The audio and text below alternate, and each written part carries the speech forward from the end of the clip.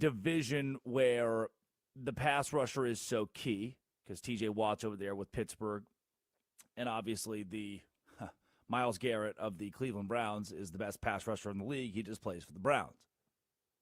And now the Ravens have lost their starting center, 2 of their 3 tight ends, a major edge rusher, a safety, and a punter. That was all just yesterday, though. They had a couple of first-round picks they sent to the Raiders to get Maxx Crosby. That was the big headline. But now you don't even have that. You get your picks back. But it's a disaster that blows up in everybody's faces because now Maxx Crosby doesn't get to go to a contender with the Ravens. Oh, and the Raiders, they don't really what do we do with Maxx Crosby? We were the Raiders. We were tanking. We wanted draft picks. We were really excited to have those draft picks. And now we don't get to have them. And why? All because Maxx Crosby's trade was voided by the Ravens. Wait, what do you hold on. What do you mean voided? What do you mean the Ravens just said, well, we send it back? I'll have the side salad. If it comes on top, I send it back. I have the Maxx Crosby. If it comes with a failed physical, I send him back. That's what happened. It would have sent Crosby to the Ravens. And it collapsed because the Ravens, in the midst of an offseason that can only be described as nuclear. Both of these teams, nuclear, trying to find new head coaches, trying to figure out their longevity of their roster. Who do we have? Who's our base? Who's our nucleus here? Both front offices have had a very bad or at least tumultuous offseason, and it remains to be seen how each of them, the Ravens and the Raiders, come out of this. But 24 hours into the new league year, the Ravens said, hey, we gave Crosby a physical, and he failed. But here's what you need to know. I've talked to front office staff. I've talked to coaches. We had a former NFL player on the show yesterday. And you know what every single one of them agreed on? There is no such thing as a failed physical. There is not a checklist, a metric that says, oh, if your heart rate is not this, if your blood type is not this, if we boop your knee with the machine, with a little like arrowhead thing, and your knee doesn't twist the right way, then, well, you failed your physical. There's not a true litmus test for what a failed physical even means. So this is Baltimore. This is and by the way, one of the reasons that Drew Brees was not a Miami Dolphin. What? Drew Brees, Miami Dolphins? Yeah. One of the reasons Drew Brees was not is a failed physical. Players have failed their physical and gone on to have Hall of Fame careers because it's a subjective thing. I could take one look at Maxx Crosby. I could MRI Maxx Crosby and say, oh, you got a little, I don't love this in your meniscus. But still, I could still have Maxx Crosby on my roster. The trade can still go through. This is less about a failed physical in most cases, and surely in this case, than it is somebody involved saying, uh-oh, I probably shouldn't have done that trade. And that somebody was the Baltimore Ravens. They said, oh, he's recovering from a meniscus repair, and so we're going to bring him in. We're going to the MRI. Crosby's agent says he's ahead of schedule. And the Ravens, they saw enough in their physical to say, hey, the guy who already was his meniscus, they knew about the meniscus. This wasn't a surprise the day of yesterday, which would have been yesterday, the day of the physical. This is can I take you in the mind of a Maxx Crosby? I put the team on my back, though. Let's go inside the mind of a Maxx Crosby. The hardest hitting safety in the league. It's a meme. You just internalized that you are moving to Baltimore, Maryland. 48 hours, 72 hours, 4 days, 5 days, whatever it was. You have internalized, I am moving my life, put my house up for sale, I'm going to Baltimore. You board a plane And then you fly to your new city where you will call home because you've been traded from the Raiders to the Ravens. And then when you get to Baltimore, the jungle where dreams are made of. You're walking downtown, you're looking up at the skyscraper. It's like, wow, can't believe it. The big city. A lot less casinos than Vegas, but it'll make do. You find a nice house in the suburbs outside of Baltimore. You find your route. Within the first 3 or 4 days, you got to figure out on Google Maps, Apple Maps, whatever you use, how you're going to navigate this new city you live in. My job's here now. I work here. Imagine you, Darren. Imagine you in Burleson, Texas, that you got a new job and had to move from DFW. I'm going to include Burleson and DFW for today. You had to move from DFW to Miami. You moved to Miami. Your first 3 days in Miami on this new job. You're like, all right, cool. You found my apartment. Got my way to work. And then on day 4, after everybody's taking a new job. You know what it feels like to have a new job. You know what it feels like to live in a new city. But after day 4, the boss man comes to you and he's like, hey, man, while you weren't looking, we pricked you and took a blood sample. Don't like what we see. Really don't like what we see. We're going to actually have to send you back to Dallas. We're not doing this anymore. I got hired 4 days ago. What do you mean you didn't like what you see? You know, I told you. I told you I have anemia. Like, no, we didn't. I told you that. What do you mean you like my blood? I told you. Yeah, well, 4 days in, we just don't feel it. You failed your physical. Please go home. This is home. Nope, the other home. Your old home. Sorry. Bye. Hang up the phone. That's what this is. We told you about the meniscus. You knew this. We're ahead of schedule. He was hurt, and now he's not. He's becoming unhurt actively. And you wanted to trade for one of the best pass rushers in the National Football League, a top 3 pass rusher in the National Football League. And Vegas, listen to this. Nakobe Dean, Quay Walker, Tyler Linderbaum. You know that name. That's a big name. He's a center. He's one of the best centers in the league. They've been signing guys all this week. They've signed 8 free agents. Las Vegas opened the week as if $30.7 million from Crosby's contract. They opened the week as if that cap hit was gone. So they said, oh, cool, dog. We got $30.7 million more than we thought to work with here because Maxx Crosby's gone. And in that span, this is a disaster for both sides. In that span, the Las Vegas Raiders went on a $281 million spending spree. Uh-oh. And guess who's back? Back again. That's right, Maxx Crosby. And the Raiders are instantly over the cap. They've instantly overspent. So they've got to restructure some veterans. They got to delay the new signings.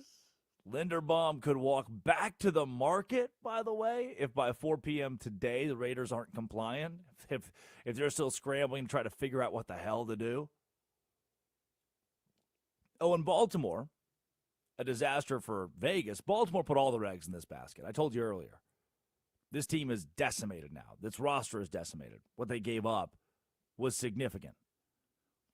Starting center, 2 of their 3 tight ends, a different edge rusher, a safety, their punter. That was just in the first 24 hours free agency. They let them all walk. They watched their Pro Bowl center, Linderbaum, by the way, Isaiah Likely, Draymond Jones, all those guys just leave. Oh, but at least we got that guy, right? We got Maxx Crosby. We got the big splash. Not anymore, you don't. Not anymore, you don't. And this is, it feels personal. There's some personal stuff here on both sides. Like Crosby had told the Raiders, I don't think I want to play here anymore. I don't think I want to be here. He released a heartfelt, emotional goodbye a few days ago on social media, talking to Vegas and saying, hey, love you always. There's peace in the valley for me. Hope you're all well. And then he was already in Baltimore hanging out all day the last couple of days. And Tom Brady, Alex Guerrero, the Raiders, Crosby's relationship with them severed. He's talked about this, how he wanted to leave Las Vegas. So now with the Raiders, he doesn't want to be there. The Ravens, he can't be there because they declined taking him. They said he failed his physical, this subjective thing. They failed his physical. And a lot of high-level reporters for the NFL are coming out now saying other GMs are staring at Baltimore saying, what did you just do? With disdain. That's where I keep saying the word, I keep seeing the word disdain. You had a pre-agreed massive trade. The entire NFL is looking at this. The Raiders are counting on this. You're operating as if this is gospel. This is the trade. This is happening. At the 11th hour, because of a known injury, the meniscus surgery, you said, I don't like this knee. There's not enough good stuff in this knee. No, that's not what it's about. You got cold feet. The Baltimore Ravens got cold feet. I'm not going to want to trade with them. I'm not going to want to shake the hand of anybody in Baltimore for a long time. If I'm another NFL GM, I want the world to know how BS this whole thing is. If I'm anybody else, any other GM in the country. It is so, if you are, again, we had a dude score 83 points in the National Basketball Association yesterday, and I it's not that I don't care. I do care, and we're going to talk about it. But I couldn't tell you where I was. When Kobe dropped 82 in Toronto, the world was watching. Everybody was dialed into Kobe, the greatest basketball player on the planet. Last night, Bam Adebayo scored it, and I don't – was the game – where was the game? NBA TV? The FanDuel Sports Network, whatever they're calling these things now. Again, yeah, we can talk about it, and I'm happy to. Yeah, FanDuel SN Sun, MNMT, are those real things? That's where you could watch it last night. I don't want to dilute what Bam Adebayo did. It was really cool, but this is weird. When we return, Kyler Murray is a big story still. No one can figure out where Kyler Murray's going or what he's doing. And the Jets have a quarterback. They got Gino Smith, whose job is to lose. Please, just lose. Ugh. This is Westwood One Sports and the Westwood One Sports app. This is the Drake Toll Show.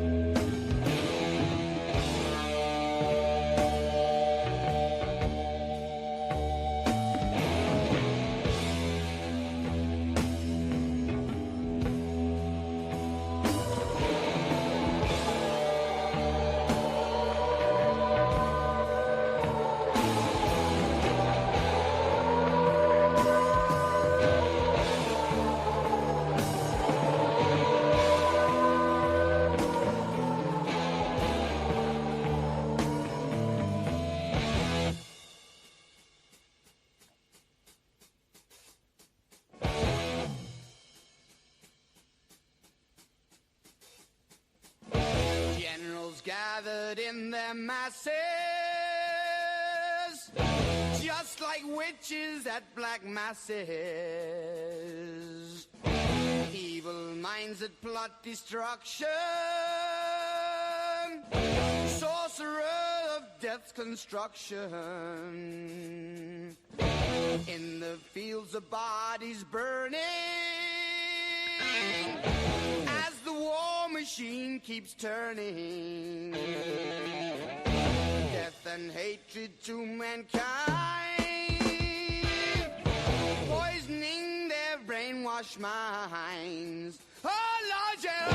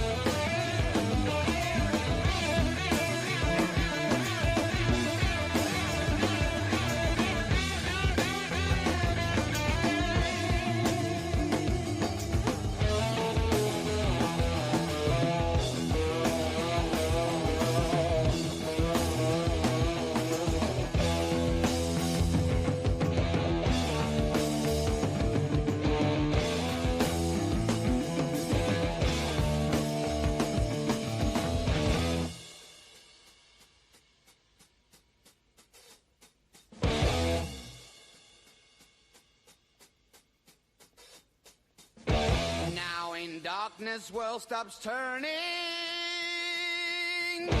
ashes where the body's burning. No more war pigs have the power, and as God has struck the hour, day of judgment God is calling. On the knees the war pigs crawling, begging mercies for the sins. Satan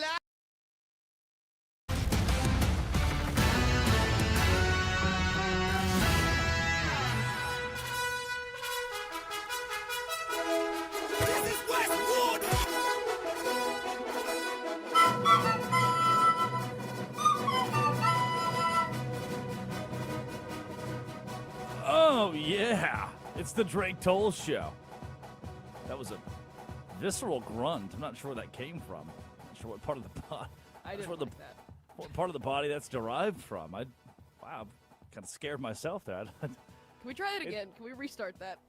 This is Westwood One. Westwood One! It's the dude screaming. I felt a little bit like Dean Pelton. You ever see that show? No. You never seen Community? Nope. You've never seen Community. I bet Curtis has. Curtis! I have. It's been a really long time, but yes, even I saw Community. Yeah, payday. Another day, another dollar.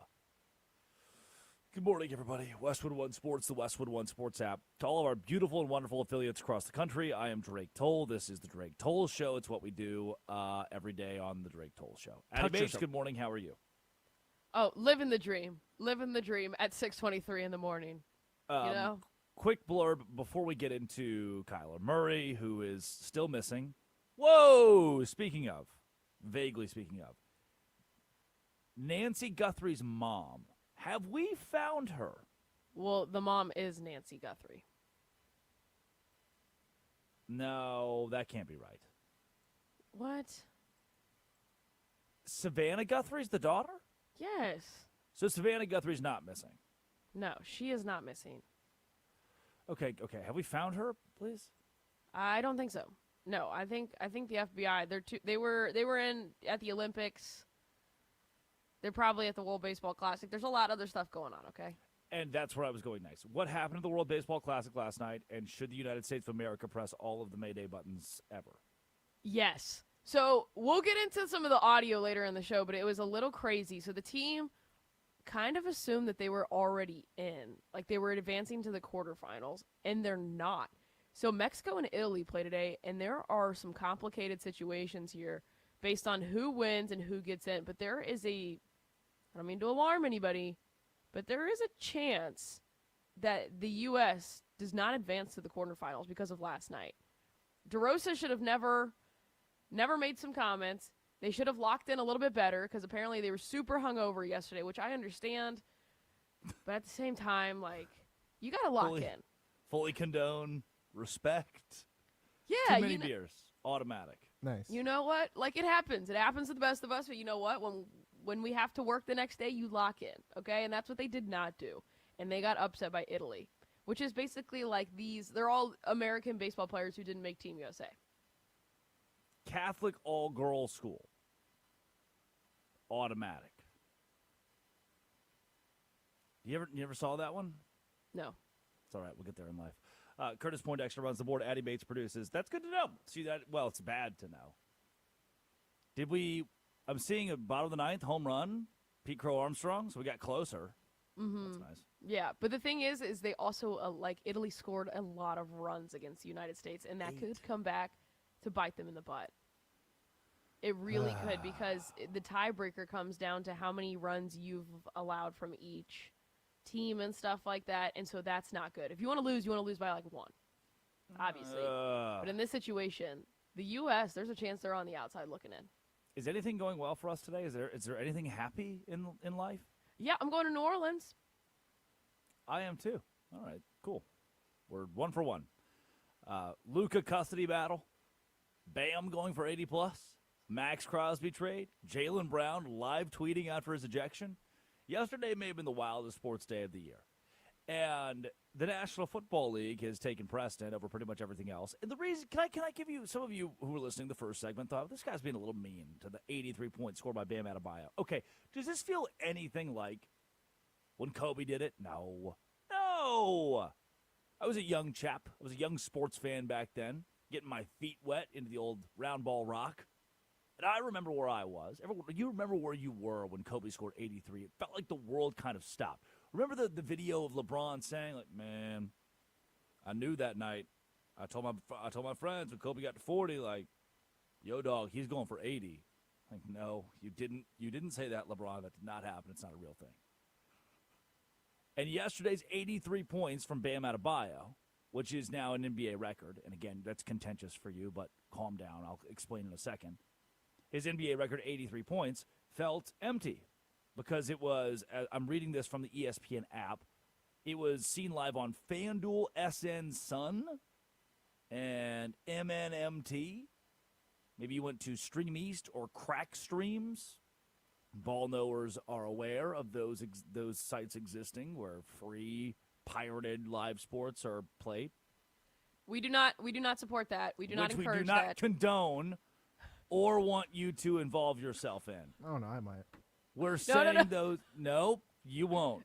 We're saying the name of those streams so that you specifically don't visit those streams. You know what not to click on because it's costing the government millions. Click them. Ish. So no one watched this. No one watched it live. Oh, and by the way, when you got the notification or you're scrolling Twitter and you realize Bam Adebayo scored 61 points or 62 points, you think, oh, I should watch history. Guess what? You can't. Too bad. It's on SMMT and FanDuel, We Are the World, 2010 edition. Please gather and watch a blank screen in an effort to see Bam Adebayo score his 83. 36 free throws, cheesy. 36 free throws he was 36 for 43, and those 36 are the most in NBA history in a single game, and by like 6 or 7 free throws. It was just a bunch of free throws, 7 3-pointers. There was nothing inherently crazy about Bam Adebayo's night, aside from the 83 points and the 36 free throws. You would see that he had 20 field goals made. That's pretty nuts. I've seen guys do that. I've seen guys score 53, 54 with 20 field goals made. You think, yeah, that 20 field goals is a good chunk. Not unheard of. 20 for 40. He's the first player to score over 70 points in NBA history, I think I was reading last night, who did not shoot 50% or better. 7 for 22 behind the three-point line. So we're just putting it up. 36 for 43 at the free throw line. That's 36 points that are factored into these 83 that come from the stripe, the charity stripe. And ultimately, I'm watching the highlights. I watched the highlights this morning. I watched them later last night as I was laying my sweet, weary head to sleep. And you know what? I watched those highlights and I thought, is this what 83 points looks like? I mean, the ball went through the basket quite a bit, but this is 83 points? It didn't feel sexy. Yeah, you woke up today and you're Bam Adebayo's mom. You're a Miami Heat fan. You're excited. But I'm just being honest. You know what else didn't feel sexy? Some things in sports are great. Sometimes there is greatness, and it just doesn't feel sexy. Because if a tree falls in the woods and there's no one around to hear it, does it really make a sound? If a Bam Adebayo scores 83 points and there's no one around to watch it, did he really score 83 points? Which leads me to the greatest point of all time. Which leads me to the blurb, to the ball knowledge, to the thing I must tell you that you may not know and you probably should know. I don't think Wilt Chamberlain scored 100 points.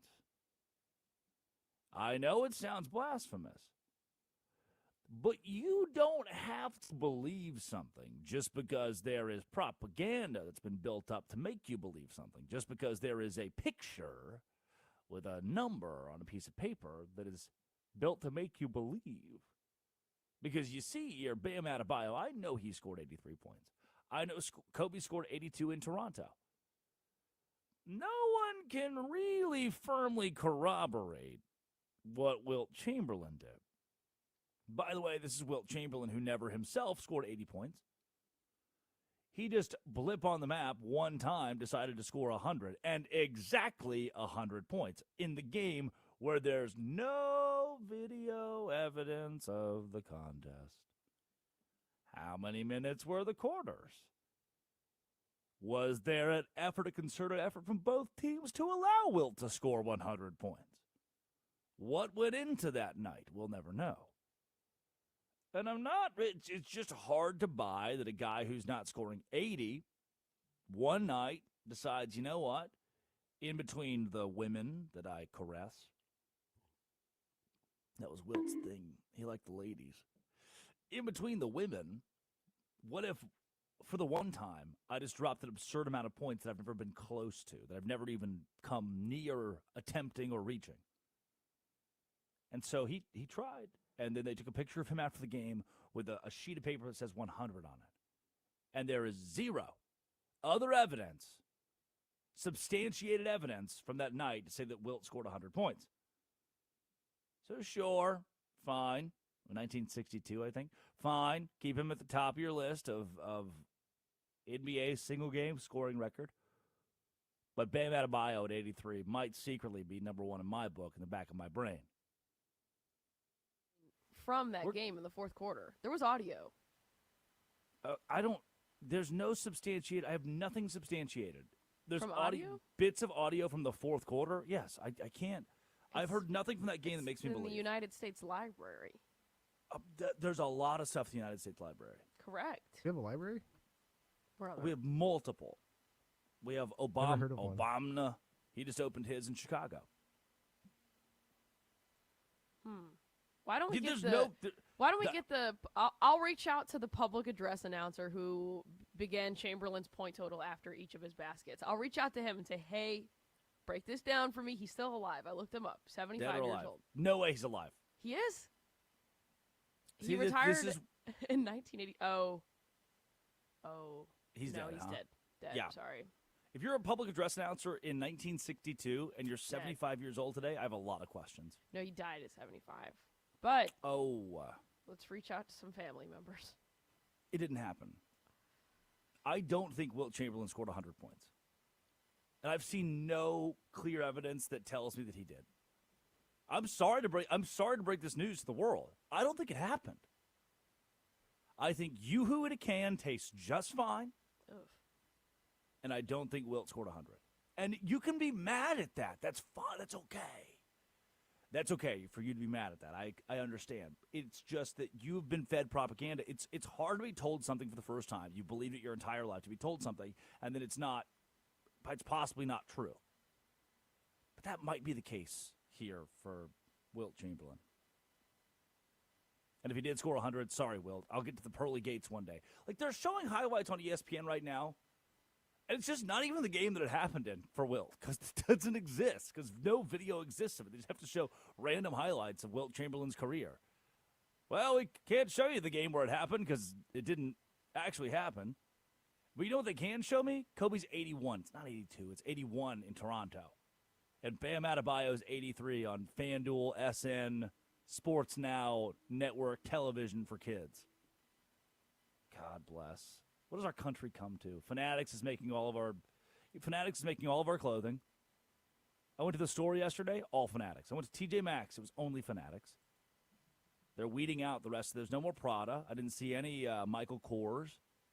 No Adidas, no Nike. It was just Fanatics. And now I can't even watch NBA MLB games. Can we figure that out, by the way? How has no one figured out how I'm supposed to watch these games?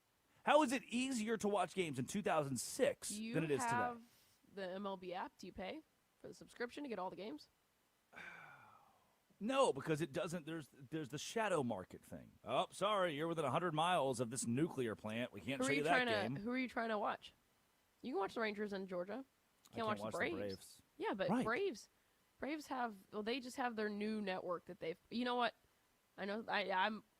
Friends with some people over there. Maybe I can get you like some discount code or something. Okay, Drake. And that's why it sucks. Is you have to have 7 streaming services to watch any sports. You like the NFL and the MLB and the NBA? Well, sorry. Unless you're a millionaire, you can't watch any of it. Pick one, buddy. You have an electric shed. I always thought it was so funny when they would direct TVs, NFL Now, NFL On Demand. Right now, your package is only $799. It's like, what? Whoa! What do you mean $799? This is 2014, sir. And remember when you call this number at the bottom of your screen to sign up for DirecTV's NFL All Access? You had to call DirecTV and add it to your package.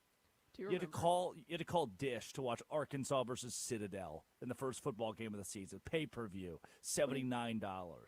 Yeah, but see, I think at that age, I was more just focused on channels like $299, Nickelodeon, $292, Disney. Not me, boss. I was watching that ball. Well, you weren't allowed to watch SpongeBob. I didn't need to. I was watching sports, I was too. preparing myself for the greatest career in all of sports. Hey, there's a chance you could hear me sing a voiceover for that show, so we gotta calm down now. Please don't do it. Please I don't. I actually, this was one of the thoughts that I had at 2:30 in the morning when I couldn't fall back asleep. I was like, no, I don't. Don't do it. Addie Bates produces. Curtis Poindexter runs the board. Now we'll get to Gino Smith a little bit. I feel like it was we needed to hit on the Bam Adebayo. I needed to get my 83 points out of the way. How am I going to go on the radio and not talk about 83 points pretty immediately? Well, I did. And those are my thoughts. Coming up, biggest losers of the day. This is the Drake Toll Show.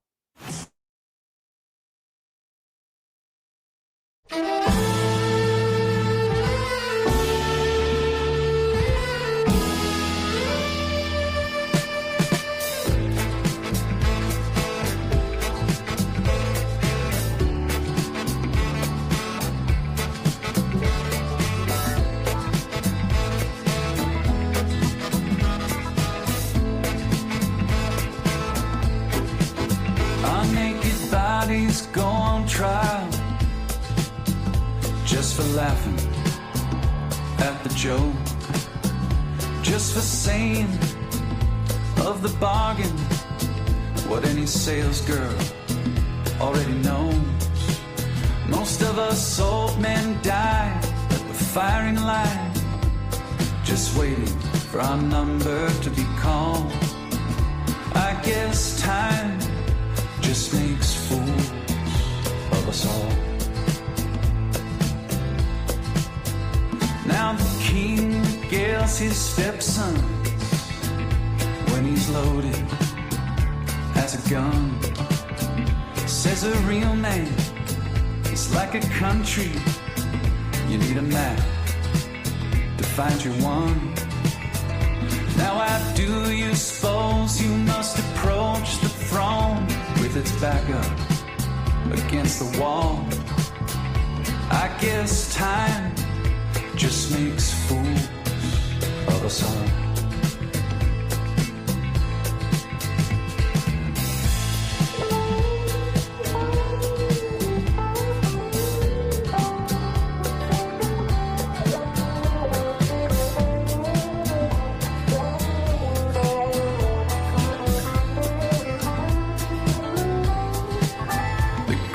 Minds of my generation gladly conscripted in the war of defending any Goliath that would deign darken the door. Now with your genius for picking battles, it's no wonder every helmet is too small. I guess time just makes fools of us all. I guess time just makes fools of us all. My drink is watered down. The champ is on his knees. He lost the rematch. He lost the comeback. He lost for charity, but that's the job. It's what gets the asses in the hall. They came for a beating, and he came to throne.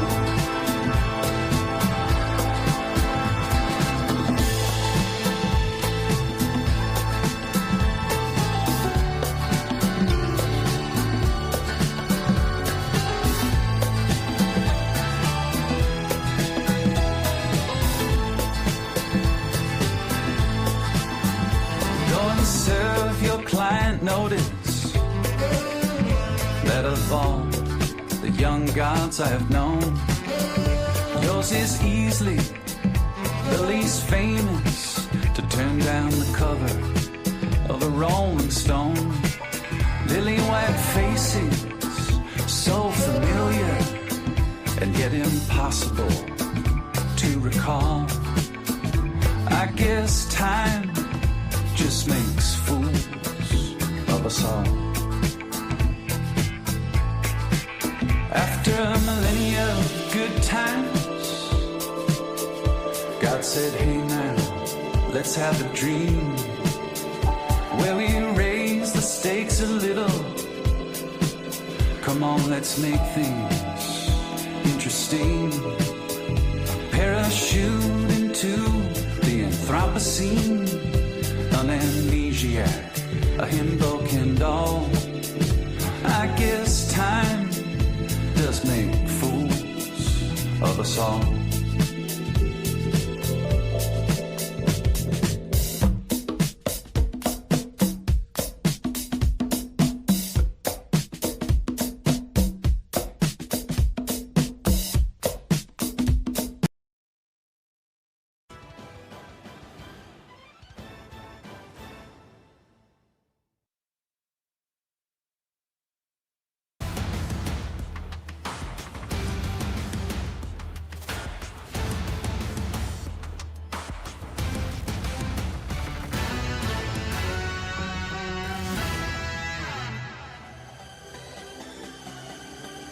Sometimes I had too many beers, which I gladly do and which I fully embrace. Automatic. Still is. I liked beer. I still like beer. Automatic. Still is. Touch yourself. But I did not drink beer to the point of blacking out. When I was in town, I spent much of my time working out, lifting weights, or hanging out and having some beers with friends.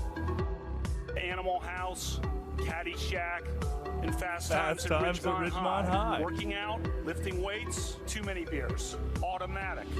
Still is. It is the Drake Toll Show. Maybe it was because I'm an only child and had no sisters. Many of us became friends with students at local Catholic all-girls schools. Amy or Maura or Megan or Nikki. Westwood One Sports, the Westwood One Sports app. What? No, do not ever play that again. What? Dude, is that Brett Kavanaugh? Yes, and you didn't even get to the beat drop. I'm okay with that, actually. I'm okay with Oh, my gosh. Which I still do and gladly embrace. Automatic. That was the payoff. That's what you were missing. Yes. Pouring out for a king. Let me tell you this much. Let me tell you this. Everybody sit down for this one. When I was in college, back in the day, we had a 7-car garage. And that house would host a party 2 times a year. And the 2 times a year that it would host, Goose was the name of the house. It was awesome. And the 2 times a year it would host were, you knew, like that's the night. Goose-a-ween. Those were always the best parties happened in that garage. You'd fit 400 people in this little space, 7-car garage. And when that would come on, levels, but automatic. Fast Times at Ridgemont High. Automatic. That place would go feral. Those Baylor kids would go nuts. I miss it. Why would I man. be talking about Baylor? I miss it. Reminiscing on college. Dog, college was fun. Sorry, I know you enjoyed college. You bowled. You were a bowler at Valparaiso. Yep. Were Yep. you not? Now what, huh? No, I just said yep. Did I say? Oh my gosh, Curtis! Another example. I say yep, and he's like, "Were you not?" Even though I said yes. Automatic. You see Wemby drop 39 last night? No. Did you see who dropped more than 39 last night? Me. A.J. DeBonsa, 40 points in the Big 12 tournament. Number 1 overall pick in the NBA draft. Not good enough to be Big 12 Player of the Year, but number 1 overall pick in the NBA draft. That means it's time for our biggest losers of the day. I am Biggest Loser number 1. I burned myself 3 times in the last 14 hours. Twice on hot oil when I was cooking hibachi last night. Hot oil on my thumb, so it's just bubbled up. Hot oil on the back of my hand, which is gross. And then just now, I have my electric kettle in the shed. You know, I've had that for a while. And I reached over to the electric kettle to see if my water was boiling. I didn't realize I left the lid off, so it's just steam everywhere. And I hovered my hand over it just enough to where the steam hit my pinky, and my skin is melted. Did you put your hand under cold water last night after you burned yourself? I think I'd immediately put, you do the thing where you shake your hand to get the oil off, and then I just put it in my mouth. Great technique. So, no, we're Mexican. We actually have weird things like put mustard on a burn. Mustard? Yep, that's actually a thing. That's why we conquered Mexico. No, we're putting mustards on burns. It's the 51st state. I had a buddy of mine. Oh my gosh, this is good. And he's liberal. He's pretty liberal. And after the United States beat Canada in hockey, he texted in his family group chat with his fiance and her family, because they were all back USA, USA, all boop, boop, boop, boop, boop, boop. And he texted in the chat and said, USA, Canada's the 51st state, baby. His fiance's sister texted back in the middle of them all celebrating in this group chat and said, hey, way too far, man. You know that's a tough subject. What? What are you talking about, dog?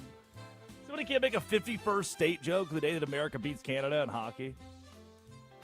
Throw me a bone.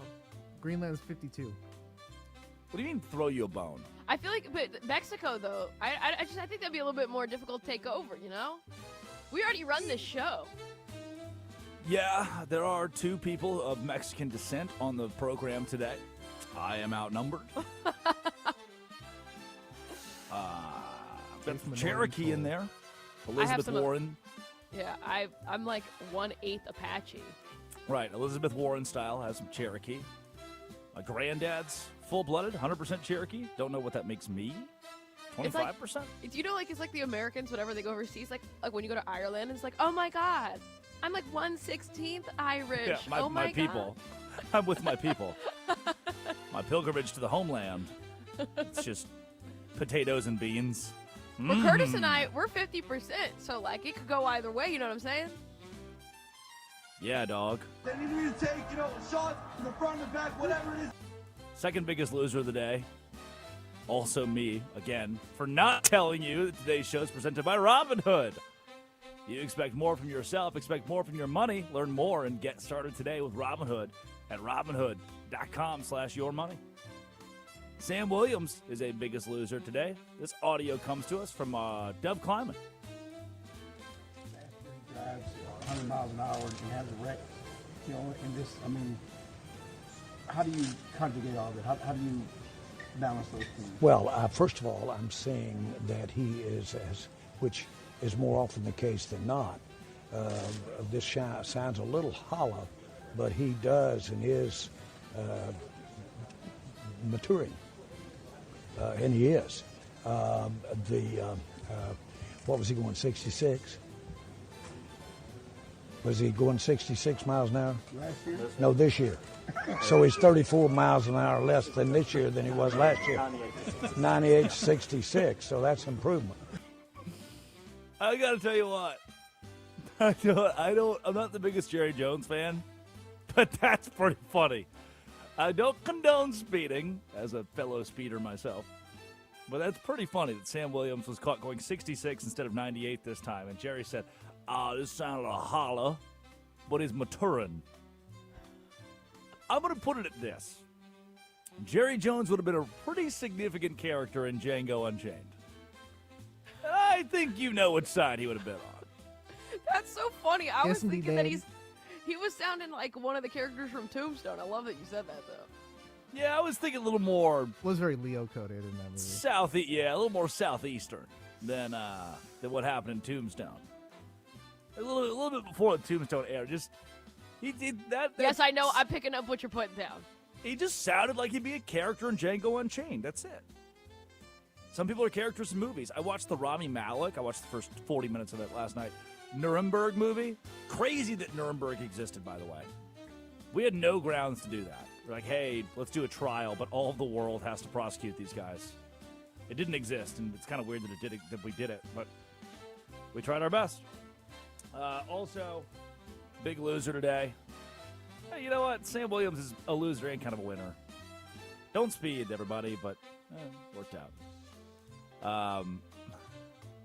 The guy who shaved his head for Maxx Crosby. I can't believe it.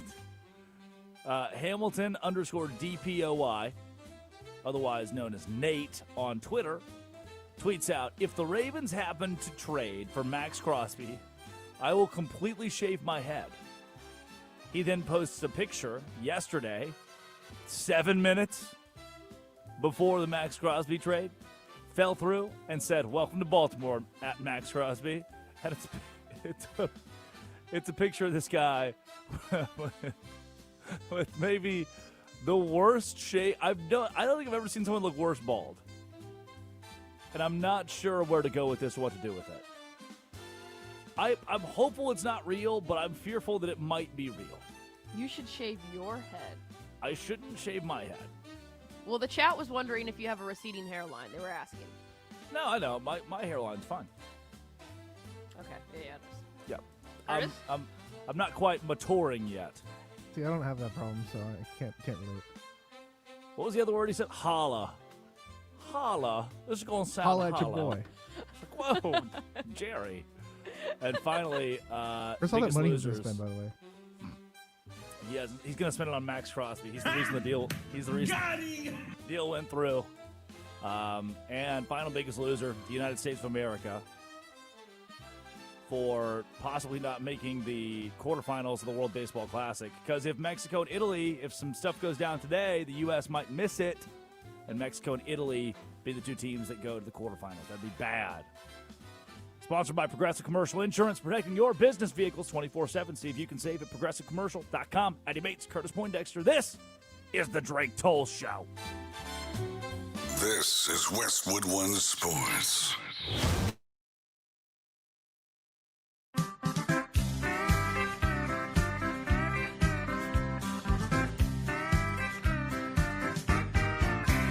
Well, it's Sunday morning and the sun is shining in my eye that is open and my head is spinning. Was the life of the party. I can't stop grinning. I had too much tequila last night. Jose Cuervo, you are a friend of mine. I'd like to drink you with a little salt and lime. Did I kiss all the cowboys? Did I shoot out the lights? Did I dance on the bar? Did I start a fight?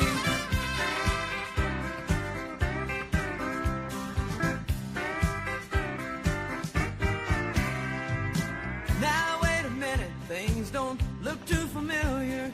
And who is this cowboy who's sleeping beside me? Well, he's awful cute, but how'd I get his shirt on? I had too much tequila last night. Jose Cuervo, you are a friend of mine.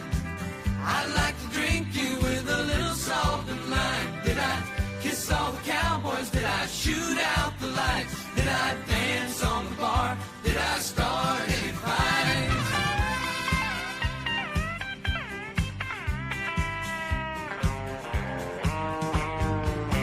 All those little shooters, how I love to drink them down. Come on, bartender, let's have another round. Well, the music is playing and my spirits are high.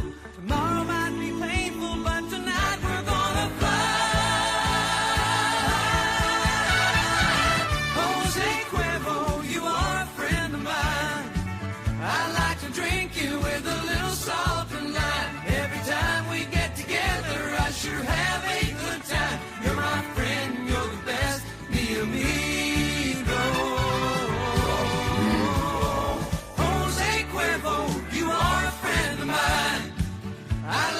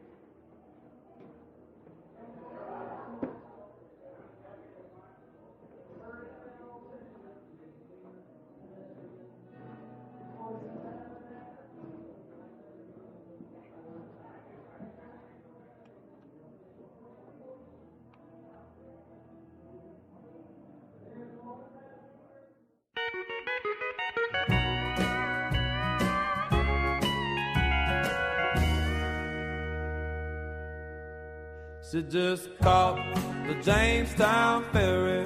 It's not a hot day, January, like she said it'd be if she ever left me.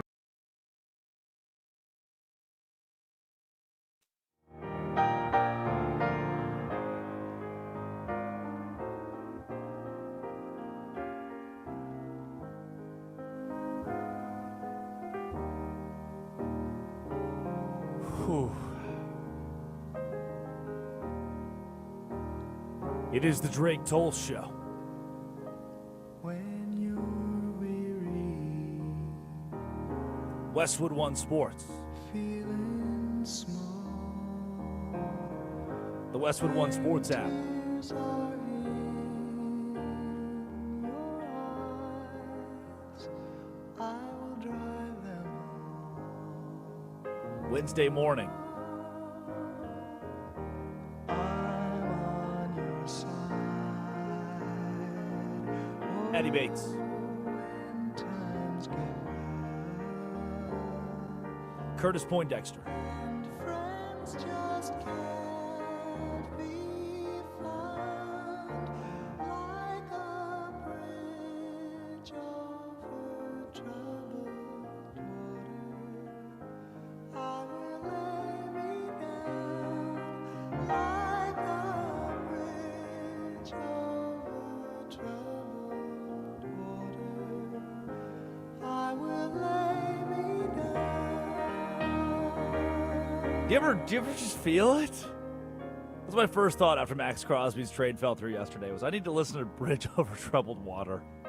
Got to get that Garfunkel in you. I need some Garfunkel in me I need 20 milligrams of Garfunkel stat. I need a Garfunkel seltzer. I wanted to hit my veins. Like, how do we process a small piece of gelatin that I can chew on that's got some Garfunkel up in there? This one time I met a shaman in the middle of nowhere in the forest in Montana, and he offered me some Garfunkel that put me on my ass. God bless, man. Why did they have to make Bridge Over Troubled Water so good? Why did they have to make me want to cry? Tell him Oh, you popped off. they did, man. Garfunkel cooked. And then, in the wake of this, Carrie Fisher says, man, I really want to marry Paul Simon. Yep. Like, what? Carrie, he's way down there. The little Hey. bald guy? Hey, can a guy get some uppies every now and then? I guess artists, man. If you're an artist and you write good music, you too can marry Carrie Fisher. You could have uppies. Yeah, he's a tiny little man. He is. I think he's my height. They got Which married. I then would they say got is more than average. okay. If a guy was your height, you would date him. Nope. Exactly. You would not date Paul Simon, obviously. I don't know. He's got some money. You could probably finagle your way. Paul Simon. I am a huge Paul Simon fan. Like, he's one of my favorites. But I would never date him. Also, can he's I say? old. Can I say something? Oh, he's The shorter FCC than me. Yeah. I'm telling you, Paul Simon's a tiny little Yeah, guy. yeah. Talent, a lot of talent in that small package, but a small man. Can I tell you something that the FCC is not going to like? Yeah. I think Paul Simon's solo career might be better than Simon and Garfunkel. Because it is. Wow! We got ball knowers here, folks. Get in line. Get in line. Come on, punch it. One ticket. One ticket to the Ball Knowers Club. Here we go. Come on, but keep it moving. Keep the line moving. His album, Graceland, alone, I think surpasses. Graceland. It's about divorcing Carrie Fisher and then taking his 9-year-old son to Graceland. And your first question is, Paul, why the hell would you, after a divorce, be like, I need to drive to Elvis's house, who's been dead for a decade? Why would you need to do that, Paul? He answers it. He answers in the song Graceland. He's like, why am I doing this? No idea. No reason. Don't have a reason. Couldn't explain it. But I am. I'm going to Graceland. You're like, no, Amazing. Paul. Rip my heart out. You know what? If Carrie Fisher and I got in a divorce, if we got divorced, I'd probably drive to Graceland. I'd probably do some stupid stuff, man. Have you heard I a would- song, Late in the Evening? Yes. Banger. Also bang. I would Andy Dufresne if that happened. Good thing. I mean, she's dead or alive, Carrie Fisher. Oh, she's been dead for a while too, man. Yeah. I wouldn't do anything, but Andy Dufresne did load the gun. Tried to load the gun. He ended up dropping the gun. He threw the gun in the river, and he dropped the glass whiskey bottle. Which back then, drinking and driving, man, NFL players would have flourished in the 1930s. Oh. Georgia Bulldogs. Oh my gosh, the Georgia Bulldogs were probably going to town in the 1930s when the law was like, "Hey man, what are you doing with that whiskey in your truck?" You're like, "I'm drinking it." They're like, "Yeah, brother, that's pretty good right there. Keep on keeping on." Okay, enjoy your game this weekend, Georgia defensive tackle. Play hard, kid. Did you see the picture they posted of Bam Adebayo holding the 83 on a white piece of paper? Yes. It was sick when Kobe did it. It was sick when Wilt did it. The Bam one's the stupidest picture I've ever seen in my life. I'm imploring you, please Google, if you're an American human being or Canadian or Mexican or Japanese or wherever you're listening from right now, Google Bam Adebayo 83 picture. My favorite was the picture of somebody betting that he would go under last night, like have under, I think it was like 24 points or something. Like, well. That's good. I want you to look up the picture, but be wary. It will give you hepatitis C. You'll be in a bad spot if you see that picture. My day's ruined. Almost as bad as Maxx Crosby's day.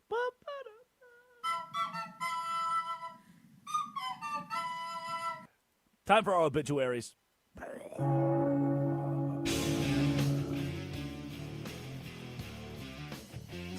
Awesome. I'm quad boxed right now watching the television.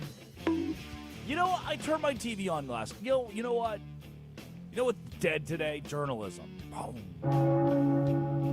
I turned my TV on yesterday, 14 minutes after the Maxx Crosby deal comes down the pipeline. That's good, Curtis. God bless America. That's good.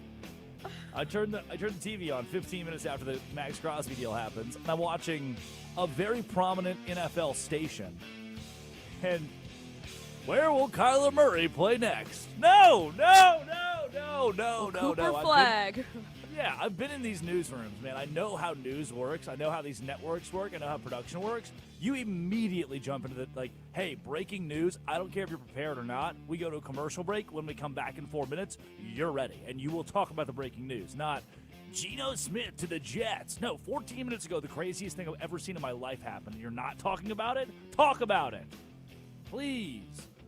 What it could also be, and we get in trouble with this in radio sometimes, they could have been just re-airing a show from earlier in the day or the day prior, thinking storylines would be similar. Radio stations do that, and news just changes so fast. Hard to get away with sometimes. Boogie with the suitcase. Oh, now we like Molly Long here. We're Molly Long fans. Yeah. Bus going down the street. Dead today, the Maxx Crosby trade. That's it. It's just dead. Don't we have much else for you there? Colossal, maybe the greatest trade failure in NFL history. This was a remember where you are kind of moment in the National Football League. And no more Maxx Crosby in the same division as TJ Watt and Myles Garrett. Joe Burrow, you're safe today. Oh, can't keep getting away with this, Joe Burrow. Looking so hot and fly and getting sacked less because Maxx Crosby isn't here. Dead today, Wilt Chamberlain scoring 100 points. Rest in peace to the legend Wilt Chamberlain. He didn't score 100 points. He didn't score 100 points. You've been told your entire life Wilt scored 100 points. If you Google it right now, did Wilt Chamberlain score 100 points? Google will tell you, maybe. We think. Possibly. And you might be mad at me for exposing this news to you. Like, I listened to that show this morning. That guy's an idiot. I cannot believe he said. Like, no, dog. Bear with me a second. It just might not have happened. And I'm sorry you had to find out this way, but we didn't really have technology back then. There wasn't electricity yet. They were still pumping their own water. And so we don't have in the annals of history, there's not much out there on Wilt actually scoring 100. And the final obituary, it is the World Baseball Classic. It genuinely might be the USA's tenure in the World Baseball Classic. That could be over after yesterday, given tiebreakers. But Randy Arozarena and Cal Raleigh, who are teammates, got into a screaming match on Monday in United States victory over Mexico. They both play on the same team. They both play for the Mariners. Not good. Addy Bates produces. Curtis Poindexter runs the board. Time for the Quickie. Those were the obituaries. Time for the Quickie. Top 5 headlines in all of sports. Addy, what do we got? Here's your first one. Very much BS. NFL GM rips Ravens after backing out of Maxx Crosby trade with Raiders. Yeah, you know what you are? You're very much BS. Now what? Take that. Yep. I feel like finally come back for that. You're very much BS. Yeah, the other GMs across the league are not going to like this one, which is one of the funniest aspects of the whole deal, is that GMs everywhere are like, hey, you can't do that. You can't decline a trade because the guy failed his physical. There's no such thing as failing a physical. You just didn't want to do the trade anymore, and now you're throwing the Raiders, yourself, the NFL, everybody with half a brain under the bus, and this is a bad look for the Baltimore Ravens. If you're a Ravens fan, you should be embarrassed today, not on your own. You should be upset and sad and embarrassed of your team and what they just did. If you're a Raiders fan today, you should really hate the Baltimore Ravens, because you just planned your entire week around the idea you had an extra $30 million left in cap space, and now you just don't anymore. That's really bad. Here's your second headline. Records fall as DeBonsa nets 40 in Big 12 opener. Hey. Stop. Quit saying he should be Big 12 Player of the Year. He's not good enough. He's nowhere near good enough to be as sturdy as Jaden Bradley, obviously. It's a flash in the pan. You know, DeBonsa, he doesn't do stuff like this. He's not very good. He's not the best player of the Big 12, obviously. We'll see if this persists or if it's just a blip on the screen. Sarcasm aside, it's still very stupid. The Big 12 gave. DeBonsa scored 25 points per game this year, Addy. The guy they gave Player of the Year to in the Big 12 scores 13 points per game. That's a 12-point per game difference. How idiotic how idiotic of a conference do you have to be to do that? Hey, I've been saying it. This is why I'm a fan of the SEC. Here's your third headline. Celtics Brown ejected, then takes to social media. That was awesome. I said it yesterday, kind of a blip. What if the NBA is cool again? What if the NBA rocks? What if we all stopped talking about how bad the NBA is and how much we hate it, and we all enjoyed it for what it is, and then it became cool again? What's not cool? The whole Bam Adebayo thing. I'm not in. It just didn't move the needle for me. Sorry. It didn't move the needle because it didn't have the weight of a Wilt. It didn't have the weight of a Kobe. It's Wilt Chamberlain, Kobe Bryant, Bam Adebayo? Okay. That's not what you asked about. You asked about Jaylen Brown and the Celtics. Good game against San Antonio, 125-116. The Spurs won it. This one was tied at halftime. Spurs ended up winning it by 9. And if Brown plays, if Brown's still in the game, the Celtics have a better shot to go win it. The live tweeting your ejection is a crazy thing to do, but you know what? Respect. We live in an era where, whatever, flash pomp, circumstance, those are going to benefit you better than anything else anyway. Just do whatever you want. Have some fun. Cash and happy checks. He did that. Here's your next headline. Wilt, me, then Kobe. Adebayo scores 83 points. That's the quote, by the way. What's the quote? You read it again. Wilt, me, then Kobe. Did he say that? Did he say that? Did Bam Adebayo say that? Yes. Kill it with fire. Kill it with fire. Bam Adebayo, direct quote, said, Wilt, me, and Kobe? Then Kobe, yeah, because that's the order of who scored the most points. Can't even be humble about it, huh? You know what? If I did that, I'd be like, dudes rock. I think we should treat the Bam Adebayo 83 points like Wilt Chamberlain's 100. And just always put it into question. Just always be like, yeah, but did it really happen? We have video evidence. Do we, though? Do we? We have video evidence of the moon landing. That obviously is fake. Not even close to real.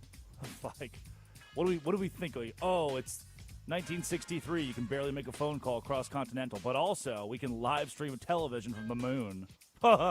Yeah, all right. It was made in the Hollywood basement. Yeah, I've got some oceanfront property for you in Valonia, Arkansas. Loser. We should treat Bam Adebayo's. Not only did we not go to the moon, Bam Adebayo only scored 46. What are you talking about? I just don't like it, man. I like Kobe. I like Wilt. Had LeBron done this? You're like, yeah, man. Okay, that makes some sense. I know that. So it's because you don't like him. I'm fine with Bam Adebayo. He's just not. Kobe was a star, best player on the planet Earth when he did it. Wilt was a star, best player on planet Earth. Bam Adebayo is not top 10 in the NBA. That's good. He's still a very good player. Sometimes He's you just arguably have a good day. He's arguably a star in the National Basketball Association, by the way. Wilt was playing against guys who survived World War II. Kobe was playing against the greatest players to ever grace the National Basketball Association. Bam Adebayo is playing against plumbers and mailmen. And there's nothing, but he's in an era where there just isn't defense. Sorry, everybody. Hate to burst your bubble. Final headline, Italy upsets Team USA in World Baseball Classic. I hate it here, man. What's going on? We can't even win in our own sport. We invented this. Abner Doubleday said, I have killed people in the South because they wanted slavery. Now I must invent a game. I'm calling it baseball. And now we're losing to Italy? We had a Civil War veteran in the wake of his PTSD. Bombs all around him. Say, you know what? Round ball, bat, baseball. And now we're losing to Italy? And dudes who aren't even Italian, but their last name sounds vaguely Italian, so they're playing for the Italian team? It's because we're a hockey country now. Our national anthem is an Irish pub song. You informed me of that yesterday, and it kind of ticked me off a little bit. Yeah, it's a British drinking song. Not Irish, two different things. Unaffiliated. League. No, yeah, you can't say, I know. A lot of history there. A lot of respect for both cultures. Their cultures, not my costume. Oh, but it is next Tuesday. Let me tell you what. St. Patrick's Day is going to hit. I'm going to go feral. You're not going to recognize me. I have my St. Patrick's Day shirt for this weekend, and it says, I heart the Irish with Cillian Murphy. Hell yeah. He dropped that bomb. I'll never forgive him. Cillian Murphy ass. That is Addie Bates. She produces. Curtis Poindexter runs the board. When we return, surely there must be something happening in the NFL, right? Why, yes, there is. Romeo Dobbs, the Patriots. This is the Drake Toll Show. Now one of these days I'll wake up tired of the life I'm living and feel inspired to get off my ass and be on my way. One of these days I'll wake up steady and ready to go like Richard Petty. I'm gonna wake up and change my ways. One of these days, one of these days, I'm gonna find me a better way to live my life and carry on without the strife. I know it won't come easy, but believe me when I say I'm gonna wake up and change my ways. One of these days, one of these days I'm coming up to it, gonna put my foot right down and do it. It's about damn time. It's about damn time. I made a change. One of these days I'm bound for glory, and that's the moral of this whole story. I'm gonna wake up and change my ways. One of these days, one of these days, I'm gonna find me a better way to live my life and carry on without the strife. I know it won't come easy, but believe me when I say I'm gonna wake up and change my ways. One of these days, one of these days, I'm gonna find me a better strive. I know it won't come easy, but believe me when I say I'm gonna wake up and change my ways one of these days. I'm gonna wake up and change my ways one of these days.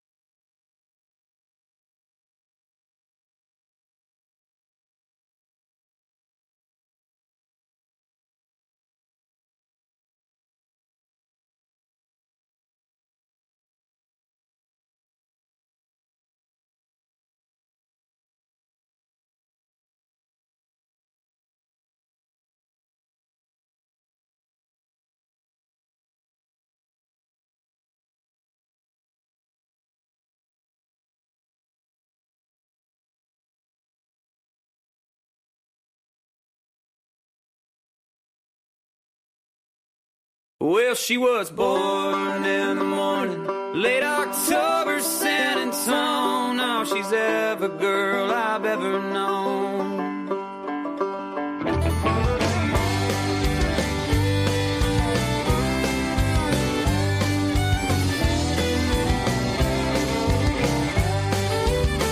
Well, she was born in the morning, late October, San Antonio. Now she's every girl I've ever known. And she don't talk about religion, she talks about the Stones. Oh, she's every girl I've ever known. And her tongue is like the devil when she tries to concentrate. Says she don't want marriage, but she still believes in faith. And she stands her ground defiantly and cries when she's alone. No, she's every girl I've ever known.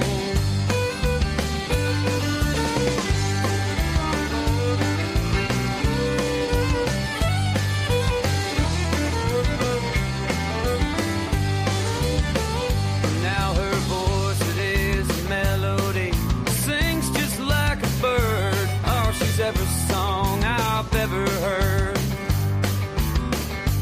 And her heartbeat is a rhythm that commands her every word. Oh, she's every song I've ever heard.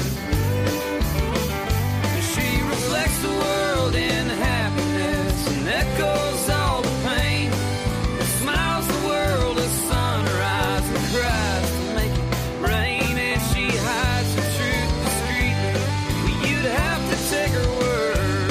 Oh, she's every song I've ever heard.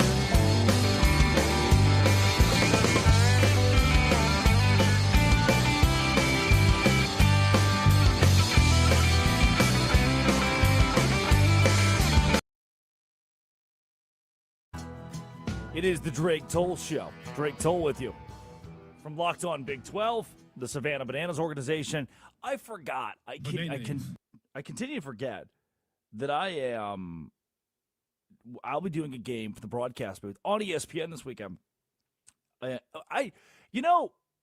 In having three jobs, and I love all three of them, but in having three, you forget things about the other. Like I cannot focus on a Bananas game weekend until I get through the week of the radio show, right? Because the radio show is number one priority from 6 a.m. to 9 a.m. And then the podcast, takes an hour a day where you sit down and you devote some time to that. And all that put together, I forgot. I'll be in, Addie, you'll be in New Orleans this weekend as well.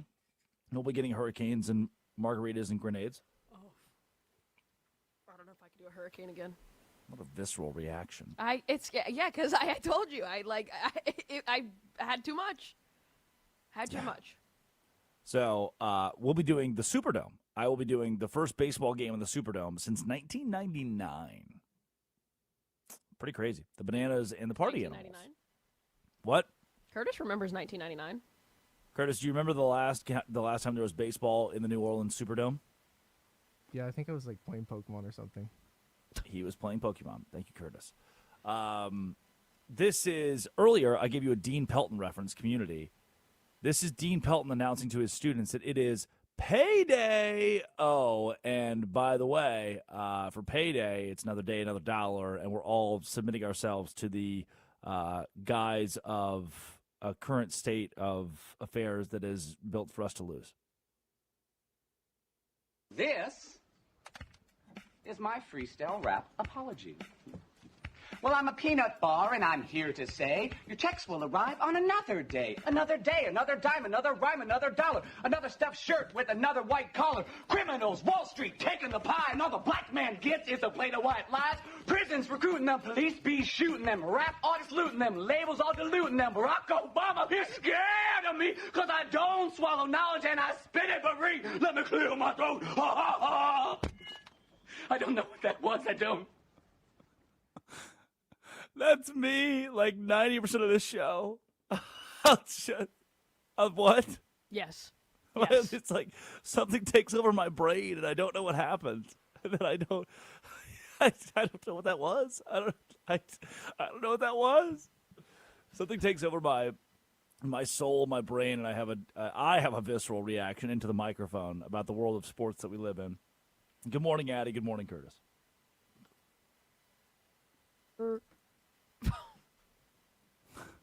Thank you, Okay, Curtis. fine. So we have a text, Addie? Yeah, got a text in the chat. They did not say what their names are, so it could just be like a Curtis. They remain Burger. unaffiliated. Thank you. It says Bam Bam is him. Heat stands tip their cap to him. Yeah. Yeah, man. I know I've spent most of the morning diluting what happened and what he did. I don't mean intentionally to dilute it. It is an incredible feat. It just feels like that one time the Texas Rangers won the World Series. And collectively as society, we all said, that's weird. That wasn't supposed to happen. And then we moved on. And then 6 years from now, you'll say, remember that time the Rangers won the World Series? And you'll think, yeah, I guess they did. Was that Marcus Semien? Like, yeah, Marcus Semien. Josh, yeah. Did they have Max Scherzer? No, I don't think they had Max Scherzer. Wait a sec. Google it. They did have Max Scherzer. Google me. What? And Josh Sborz was on the mound for the final out. That's what it feels like. 6 years from now, trivia question. Trivia night. First category is sports. Sports. It is the year 2029 currently. Who scored the second most points in a single NBA game? I'll repeat the question. Who scored the second most points in a single NBA game? Curtis Poindexter. You have 1 minute to answer. I'll be coming around, taking all of your slips. Go ahead and write that down for this minute. How about a little Love Shack? Love Shack, baby, love. I said I and I saved the day. Love Shack plays for a minute. The guy walks around and picks up all the slips at trivia night. Comes back to his little podium. Well, it seems most of you said Kobe Bryant. That is incorrect. Correct answer is Bam Adebayo of the Miami Heat. Because obviously in 2029, the guy hosting trivia doesn't know how to pronounce Adebayo, and he hasn't read this name beforehand. That's going to happen across America. It is, everyone knows Kobe in Toronto. Everyone knows Wilt's 100. Sports. It's always my table's favorite. It's trivia night for you, Addie. So that struck a chord. I won't be there tonight. What? Are you got a Caps game?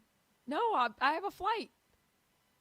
Oh, to New Orleans. Yeah, that's right. And then next Wednesday I have a Caps game. So I'm missing trivia 2 weeks in a row. going to kick you off the team. I know. They're going to kick you off the team. You ever seen The Rehearsal? Nathan Fielder? Nope. Yep. It's all, the entire season is most of the, actually not even close to the entire season, but the first episode is of The Rehearsal, HBO. Nathan Fielder is dedicated to Trivia Night. Well, they can't kick me off, because if they kick me off, then they're going to get none of the music ones correct. And they know that. Yeah, they said the 1 week I was gone, they got 0 music correct. The first week I ever went to trivia with my friends back home, Conway, Arkansas, the Bears Den, we won. I was just that guy. Schindler's List was one of the answers. I was just nailing it. You just had that dog in you. I had that dog in me at Trivia Night. Your first category is science. Science! Science. What is the mitochondria the powerhouse of? That's the only... That was like one thing we guessed one time, too. Yeah, and it was wrong. It was like ribosome. Yeah. That is such a first round question number one is mitochondria. 90% of the time it has something to do with the mitochondria. We're obsessed as a society with the mitochondria. And then at halftime, it's how they get you. They always get you. It's always tied at halftime. You feel like you're going to win at halftime, and the questions get exponentially harder. Ours has 4 rounds.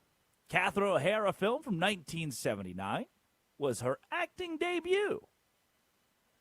This Catherine O'Hara film, you're like, God, there's no chance. There's no chance that I'm getting that right.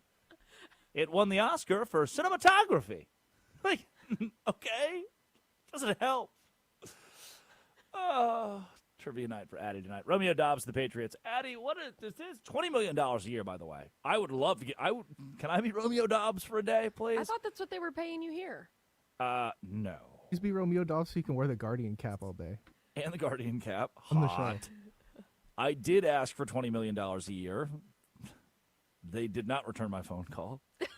Hi, can I have a raise, please? $20 million. Romeo Dobbs, the Patriots. I know that New England, I don't know, speaking in slow motion, I know that New England wants to bolster the skill positions for Drake May and replace Stephon Diggs. The question is, the last time the Patriots made the Super Bowl, they had a player on their roster who allegedly strangled their live-in chef. Is Romeo Dobbs willing to do whatever it takes as a member of the New England Patriots for the team to win? Is he willing to hire a live-in chef? Step one. Is he willing to take shots from the front and the back? They need me to take, shots from the front and the back, whatever it is. Whatever it is. Is that what Romeo Dobbs is going to bring to New England? I'll tell you this. Stephon Diggs, from all that we know about Stephon Diggs, bit of a head case. Is that the right? Bit of a head case. He's got a baby over here, a baby over there. One season in New England. He was in Houston for a little bit. New man on the Minnesota Viking. He's had an interesting end of his career. We're coming to the end of the Stephon Diggs experiment. And a piece of that is because of the head case deal. A piece of that's because everyone, I think, meets Stephon Diggs and goes, oh, this guy could be a problem. And we read the alleged text between him and his live-in chef who says that he strangled her. And you can't do that. I've been telling people you shouldn't strangle your live-in chef. All my friends that have live-in chefs, I told them that. And I'm not saying Stephon Diggs did, but it just was a really weird end of his tenure in New England. And you know what? Yeah. Mac Hollins, Butte, those two guys being in the fold, you needed to pick up somebody else who wasn't going to freak out everyone, who was someone who's not going to strangle anyone and be a good guy. I think Romeo Dobbs can do this. I think you can do it, Romeo.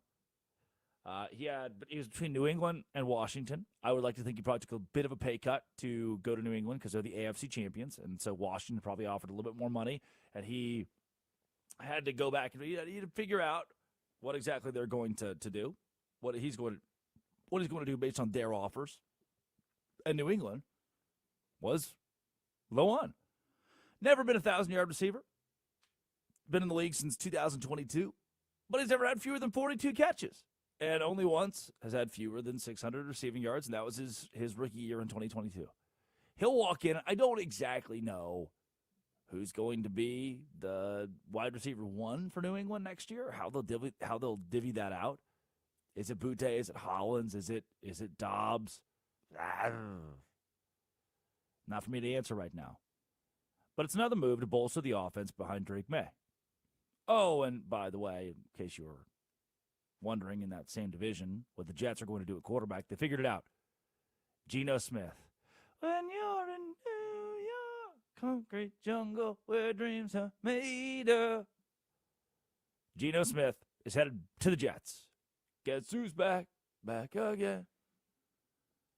Gino Smith and a 2026 7th-round pick in exchange for a 2026 6th-round pick.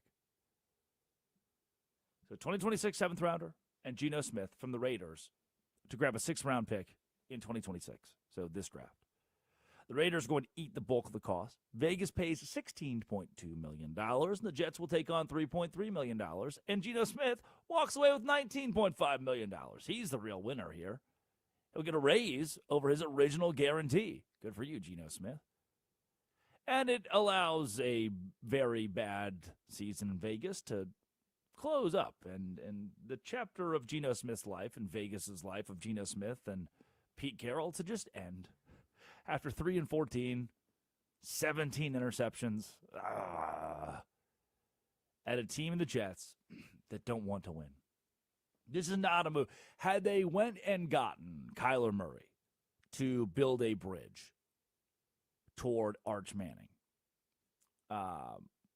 if they had, or to build a bridge between, that's what they're a year away from, I guess, where I'm going with this. If they had decided, hey, let's go with a guy to lose, and then maybe he'll still be a bridge guy. That's all I can see from I'm a Jets fan and I like this move standpoint, is they're going to ask him to lose for the first year, and then we're going to keep him around for a little bit, and we're going to hope that he can maybe teach the new guys some things when we get Arch Manning.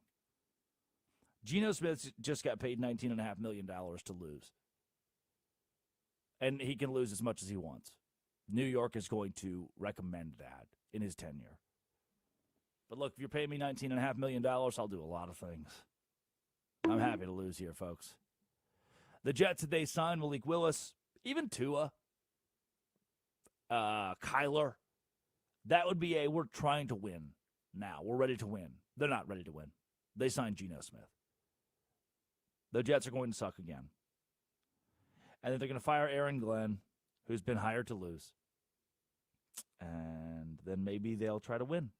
But it's going to be a little bit. It's going to be a little bit. Curtis Poindexter runs the board. Addy Bates produces. When we return. Idiot of the day. The idiot of the day, of which there are many. This is the Drake Toll Show.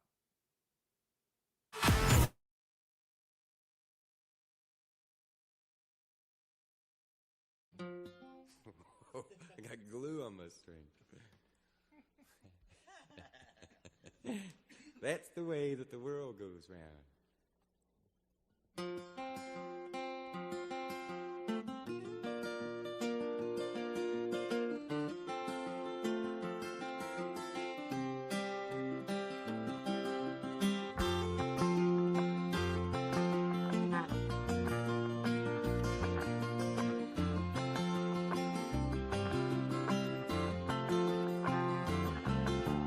I know a guy that's got a lot to lose. He's a pretty nice fella, kinda confused, got muscles in his head, ain't never been used, thinks he owns half of this town.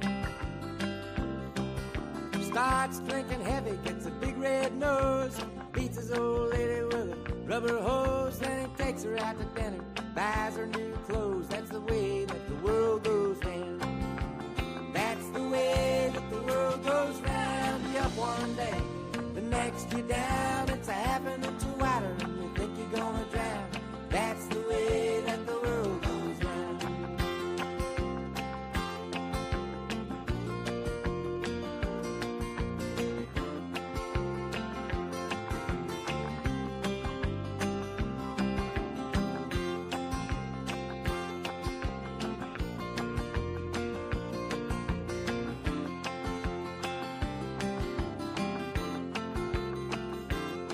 I was sitting in the bathtub, counting my toes when the radiator broke. Water all froze, I got stuck in the ice without my clothes, naked as the eyes of a clown. I was crying ice cubes, hoping I'd croak when the sun come through the window. The ice all broke, I stood up and laughed, thought it was a joke. That's the way that the world goes round. That's the way that the world goes round. You're up one day, the next you're down. It's a half an inch of water and you think you're gonna drown. That's the way that the world goes round.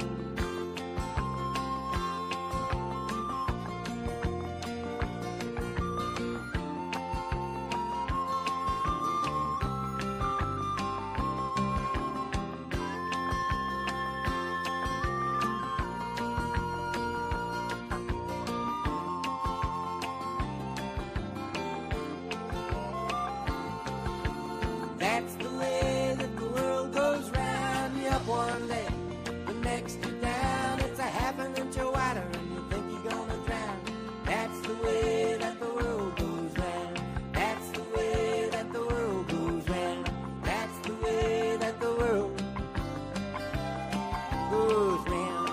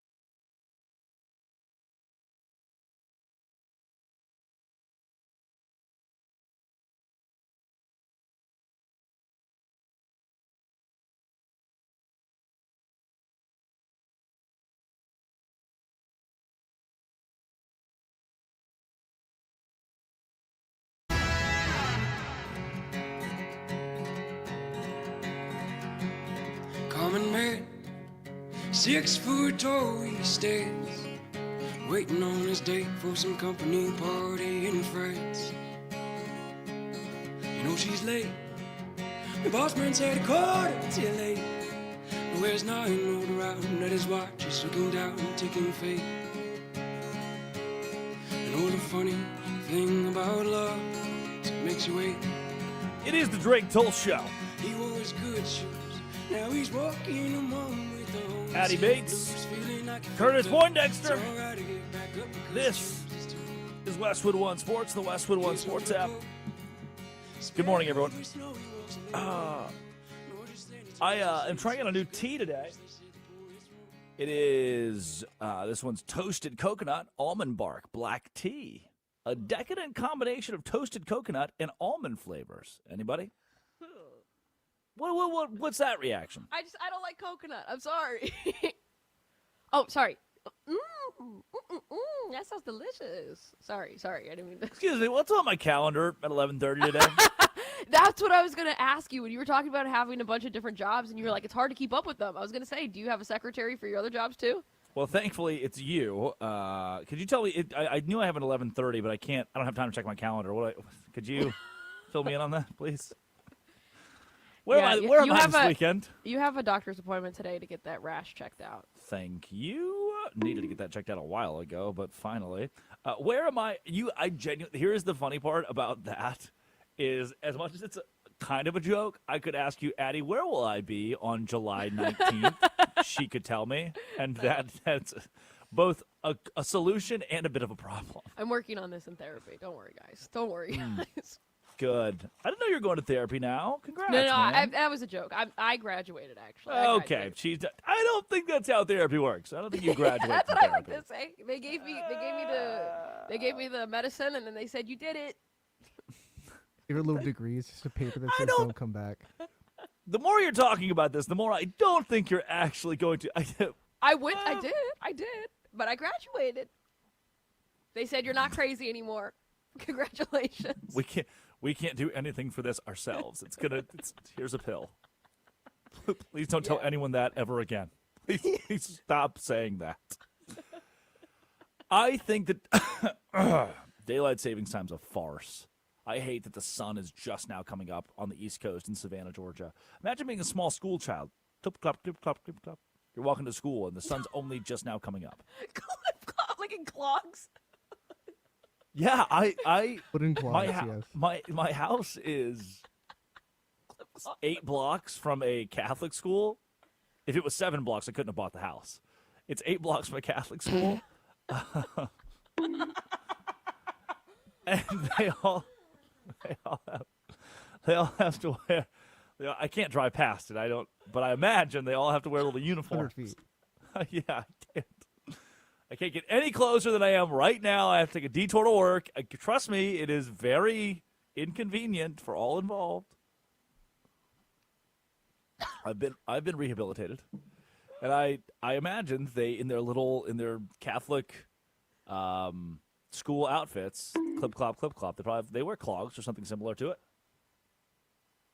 They ain't be letting them kids wear tennis shoes. Nuh-uh.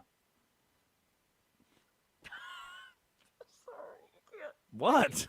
I can't get over that. If it was 7 blocks, couldn't buy it. I'm sorry. We know that I didn't get enough sleep last night, so I'm already just loopy in general. I laughed at Curtis's stupid joke for 2 minutes in the break.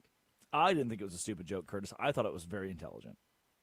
It was okay for our listeners out there. Every single break, usually it's Drake or I myself, we'll sing during the break, and he was singing "Bridge Over Troubled Water" in a very Drake-esque way. Do I sing during the break? Oh, every break. I did not know this. He goes, "Wasted days, wasted nights." I do that. I do that all the time. I do that and so much. He was singing "Bridge Over Troubled Water," and I'm trying to buy a ticket for an Amtrak train, and Curtis goes, we're getting this for free right now, Addie. And it was so stupid, and I just sat there laughing for 2 minutes. I was serenading you guys. Last question that I have, and maybe I'm the idiot of the day. Someone tell... This is not my story. This is secondhand. This is terrible. I'm off the rails, but this is good.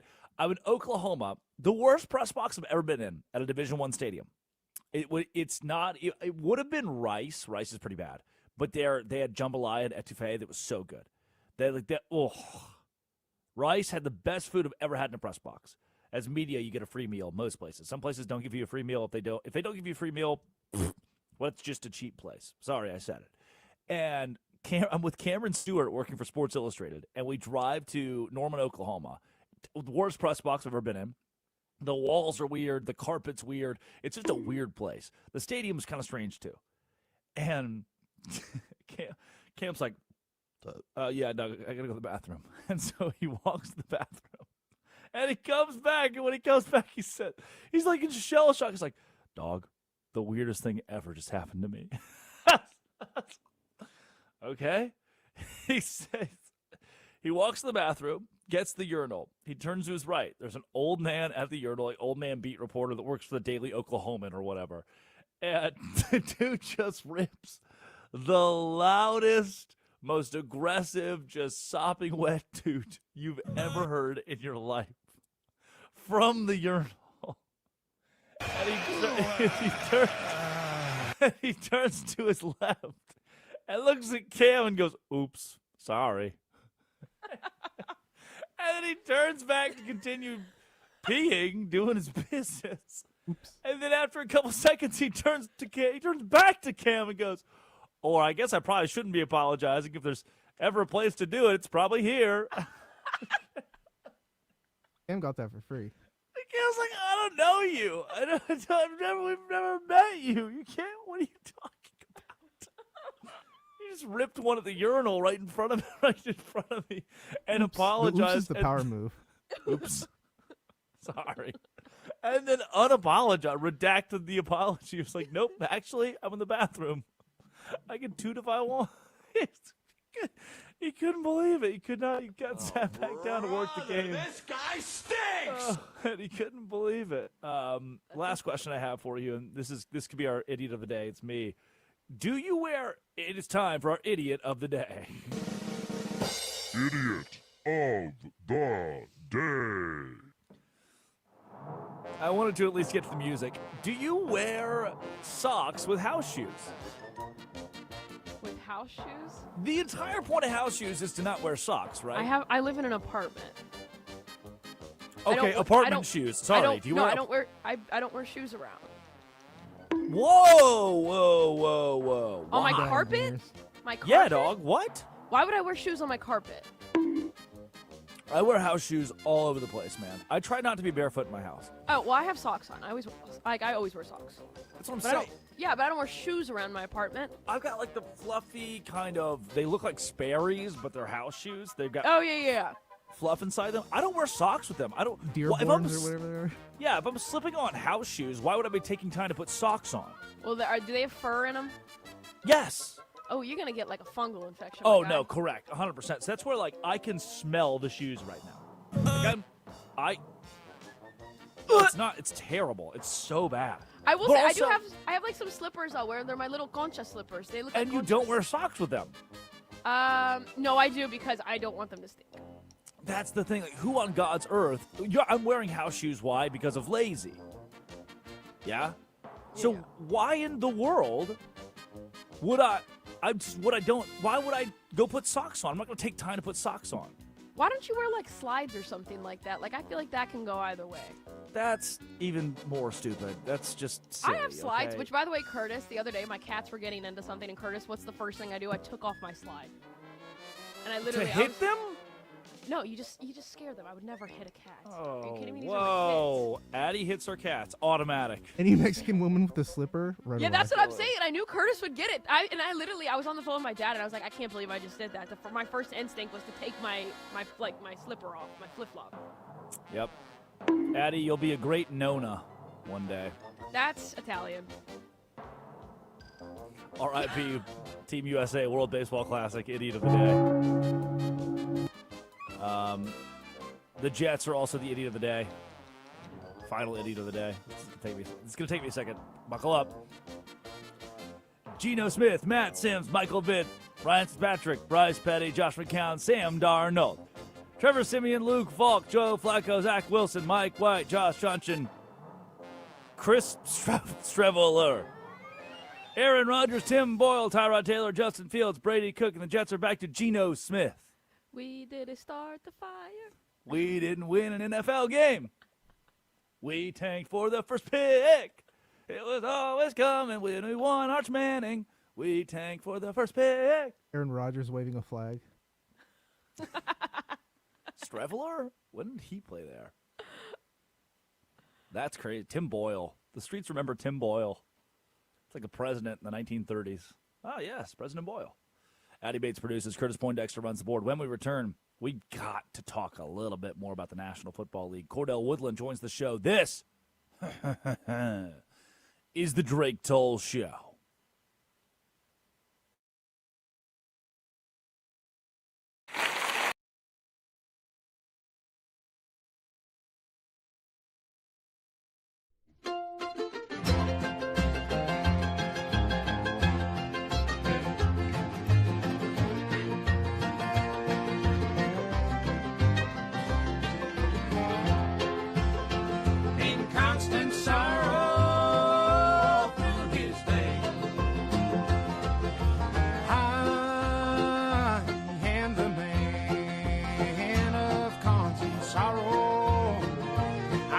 in trouble all my days.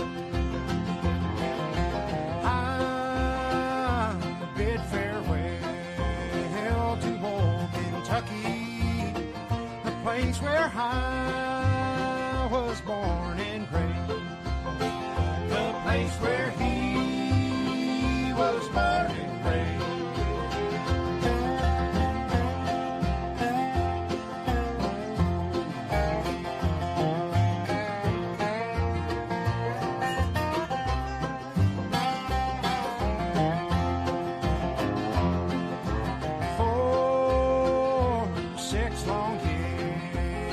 I've been in trouble.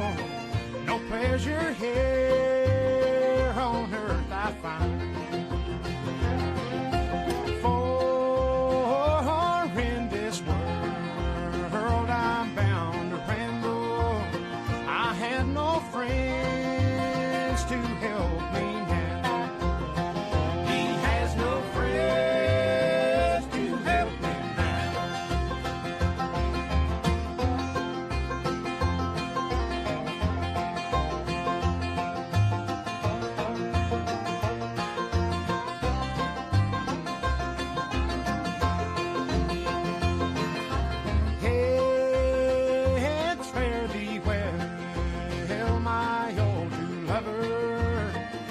Never expect to see you again, for I'm bound to ride that northern railroad. Perhaps I'll die upon that train. Perhaps you'll die upon this train.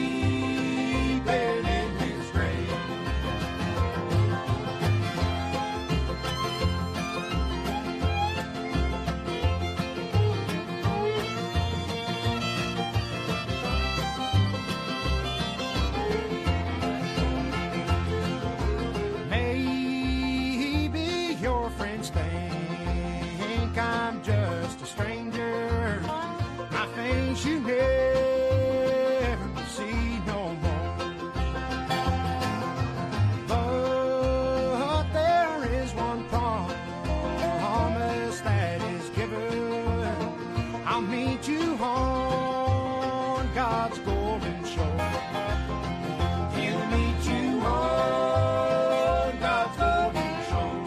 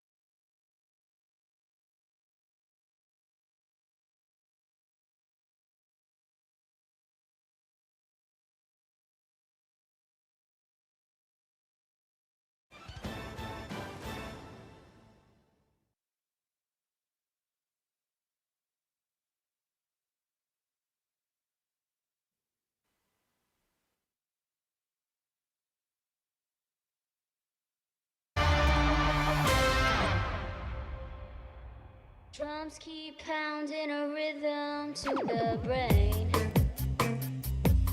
La da da da dee. It is is the Drake Toll Show, Westwood One Sports and the Westwood One Sports app. Look, man, I cannot tell you where I was when I saw Bam Adebayo score 83 points in an NBA game. And the reason I can't tell you where I was is because that game last night, and everybody got the drop notification that history had been made. It was the second most points all time. But the game itself was broadcast on MGBTV and FanDuel SN Sun. Like, I kind of got lost in the shuffle, 83 points. What didn't get lost, I can tell you exactly where I was when I got the notification. The Maxx Crosby trade had fallen through. That's a sports moment for me that I'll remember my reaction seeing it for the first time. And now I can only imagine for someone who is in Baltimore and has the pulse of the Ravens from 105.7 The Fan, Cordell Woodland. Incredibly grateful for you taking time on the Drake Toll Show today. Take me through that first 90 seconds of shock of, hey, this is really happening and it's monumental.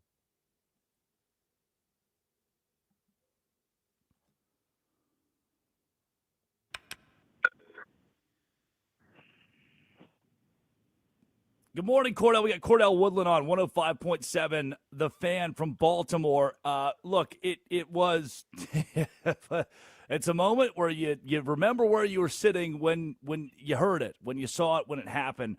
Cordell, take me through the first 90 seconds of Maxx Crosby, the Baltimore Ravens. The trade has fallen through. Yeah, in terms of me processing it, I'm kind of just like, WTF, what is going on?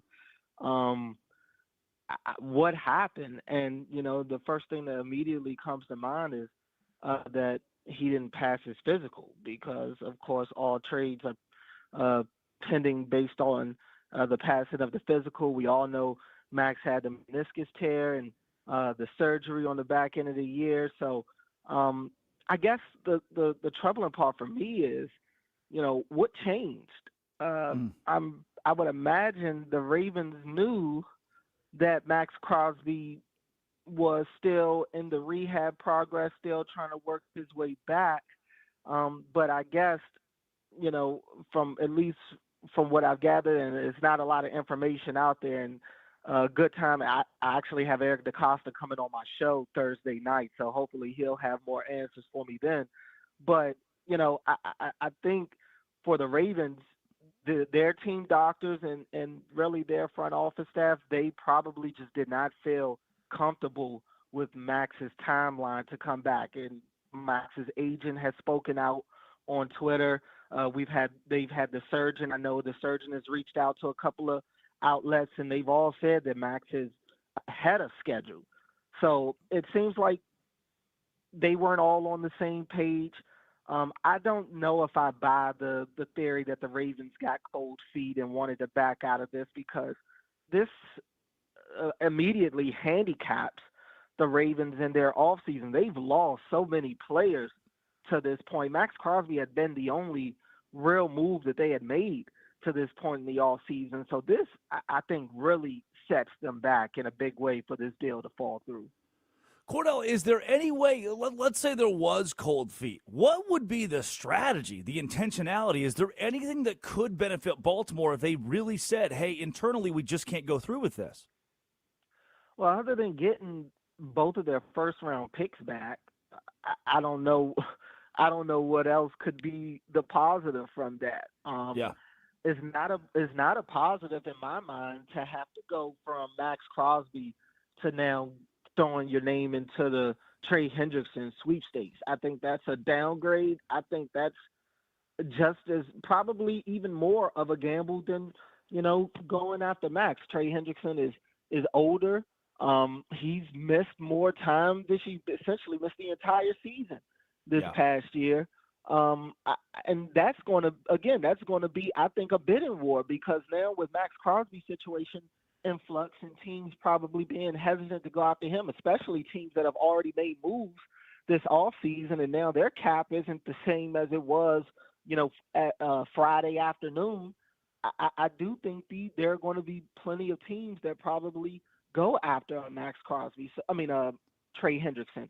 So Yeah. does that mean that the Ravens shift their attention to Grenard or Kayson or one of these lower level pass rushers? Either way, it's a massive downgrade, in my opinion, to go from Maxx Crosby to whatever the second option is. Those first-round picks, getting your first-round picks back are great, but what are the odds that you're going to land a player that's going to impact your team today the way that Maxx Crosby would?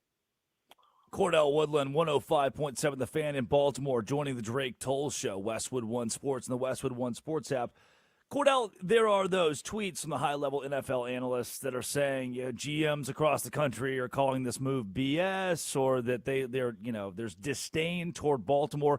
Do you think that's accurate, or maybe we're blowing this out of proportion a little bit as far as how it's viewed by the rest of the league? Well, it's always going to be people that have different opinions. I don't.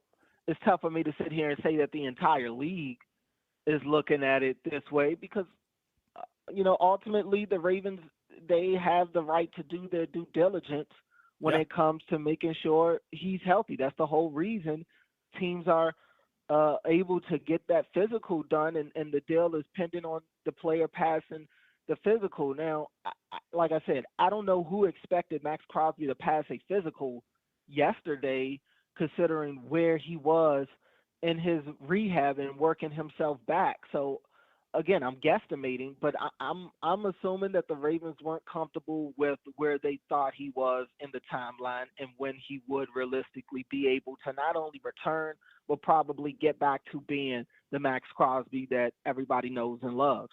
So I'm sure there will probably be some teams out there that aren't happy with the way that it went down, because if it was them, they'd be highly upset. The Raiders have spent a lot of money since that Maxx Crosby deal, one of which they're paying the Ravens' former center, Tyler Linderbaum, $27 million a year. Yeah. So, I think I also read from Spotrac that the Raiders now lose $30 million in cap space by this deal falling through. So, yeah, I'm sure there would be teams out there that aren't thrilled about the Ravens kind of pulling the rug from under the Raiders with this deal. But there may be some other teams that, are like, I understand. It's very rarely in anything that you get 100% agreement all across the board. I'm sure there's a difference of opinions, but I'm not surprised to hear that there are teams that aren't thrilled about the way this went down. For sure, and obviously the Raiders are, chief of them all. I'm with that. I understand their gripe in this based on who they've signed and how they've signed this week, with the assumption that Crosby would not be in the fold. Now they got to rework everything and do it really today. And for Baltimore, if our Ravens, you lost your starting center, a couple tight ends, edge rusher, safety, punter. Yeah, that was all in day one. Are Baltimore fans pressing the red button right now? Is there a panic amongst the fan base after not just this move, but how free agency has gone in general? Baltimore fans, I think, just like really any fans, they naturally get into a panic. I think when you get into the off season and they miss out on a player that they wanted, or in the Ravens case, the Ravens are usually quiet on the first day of legal tampering anyway. This isn't a team that blows a lot of money in free agency. So this is usually the time period where Ravens fans are unhappy because they're watching everybody else sign these players, and they're having to watch and wait until the draft. So you add in the Crosby deal falling through. I do think there's a little bit of panic, but you've got some fans that are trying to talk themselves off the ledge. You've got some fans that are trying to be understanding because a lot of people just don't know. I think people are waiting to hear the Ravens side of things because we haven't gotten that, and I'm hoping DeCosta will be able to share some of that when he comes on with me. But, yeah, I think there has to be a little bit of worry considering, like you said, the amount of players that they lost. And, look, most of those players were going to be gone anyway. Yeah. Realistically, it was a lot of depth pieces. Now, when you look at guys like Jordan Stout, I think that was a little surprising. Even maybe Charlie Kohler going to the Chargers, that may have been a little surprising. But Linderbaum, I felt like people started to accept he was gone. Isaiah Likely was gone. Draymond Jones, I didn't think they would bring it back, and everybody else was really depth pieces that they lost that they'll look to rebuild through the draft and through cheap pickups through free agency. So I do think there are a lot of Ravens fans that are kind of waiting around to see, okay, what's the next move? Because now pass rush, which was arguably their biggest need, which you thought they fixed with the Crosby trade, that's back at the top of the board next to offensive line. So what are the Ravens' plans now to fill that need? Cordell Woodland, 105.7 The Fan in Baltimore, the expert on all things Ravens, Orioles. You follow it in Baltimore. You follow Cordell Woodland. We'll leave you with this. In the AFC, as you look across the AFC and where the Ravens stand today, is this a contending roster as of March 11th, or is there a lot of work that still needs to be done if Baltimore wants to go to the Super Bowl? Well, yeah, I mean, it's tough to say that they're a contending roster right now. I mean, they still have Lamar Jackson, so as long as he's healthy and upright, they'll be in the running. Derrick Henry's still there. I mean, they still have top-end talent on both sides of the ball, really, despite how bad their defense was. You know, Kyle Hamilton is one of the elite safeties in this league. So I do think they still have talent, but, yeah, I mean, it's tough for me to say. It was tough for me to say that they were the favorite to win it all yesterday when I thought that they had Maxx Crosby, because I still thought that they had work to do. And now you take Maxx Crosby out of the equation, there's legit concern about them being able to recoup that talent that they had, or at least we thought they had 24 hours ago.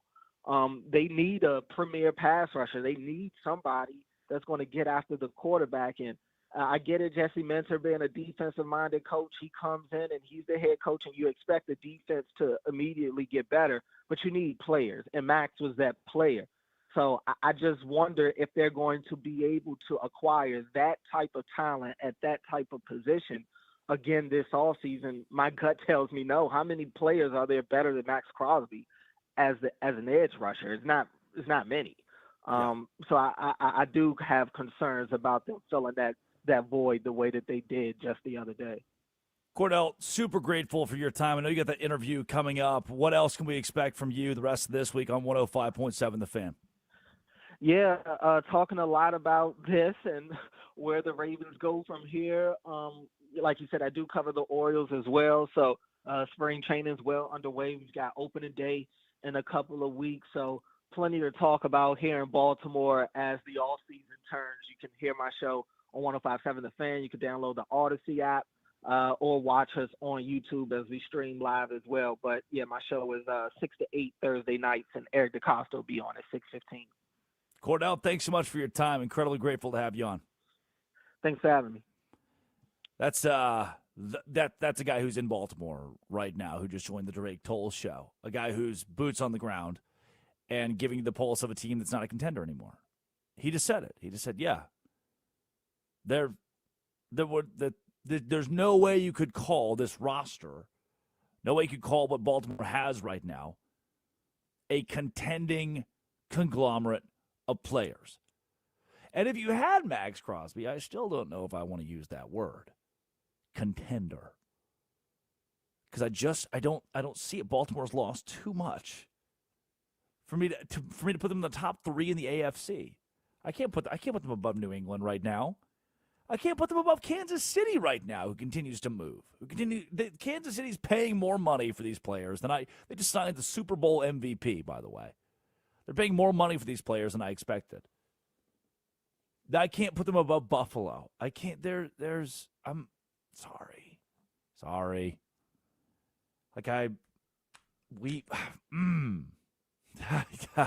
Baltimore, man. Come on. This was the move. This is a big move. It bolstered what you needed to improve, and you lost it. And Cordell said there wasn't cold feet. That's the expert. He's the Baltimore guy. I would argue. I'd push back. The optics say differently, but the Baltimore guy says no cold feet.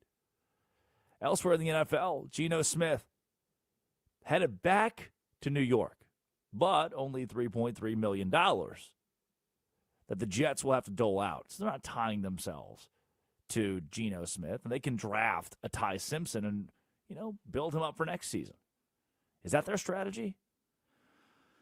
Is that the do you want to take a quarterback now and have Gino Smith kind of teach them the ropes? Is Gino Smith your in-house quarterback coach? Or do you want Gino Smith to come in, you don't utilize a draft pick this year on quarterback, and you tank for Arch Manning?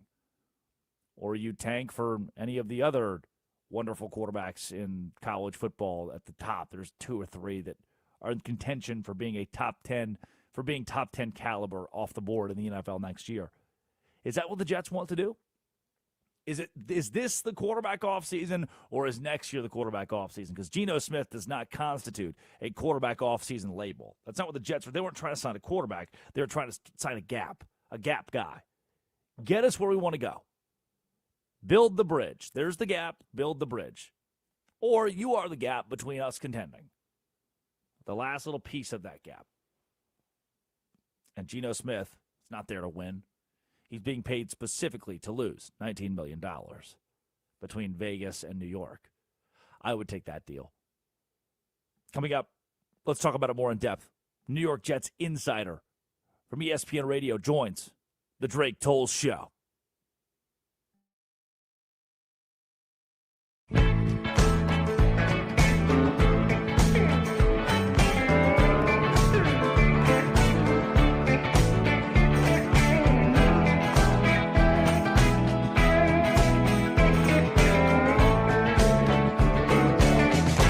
Too much of that old whiskey river leaves a young man feeling old. That old love you still remember, that you deep down in your soul. Lost that girl down in New Orleans, chasing some old voodoo dream. Levee broke on Whiskey River,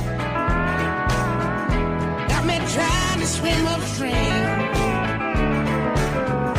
Getting tired of going crazy, headed back to Tennessee. I gotta crawl on out of this river, before it drown me in the sea. Shotgun Willie on stereo, words speaking right to my heart. If I keep reaching for that bottle,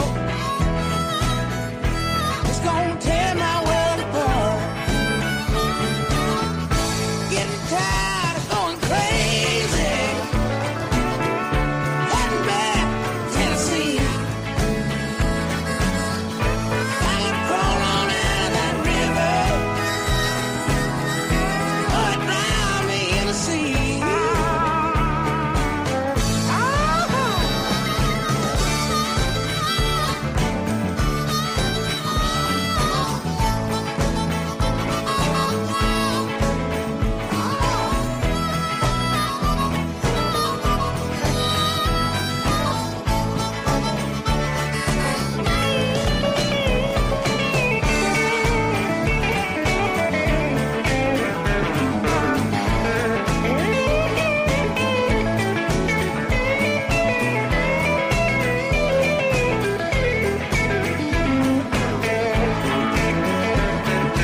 One more cup of coffee, old cafe tomorrow.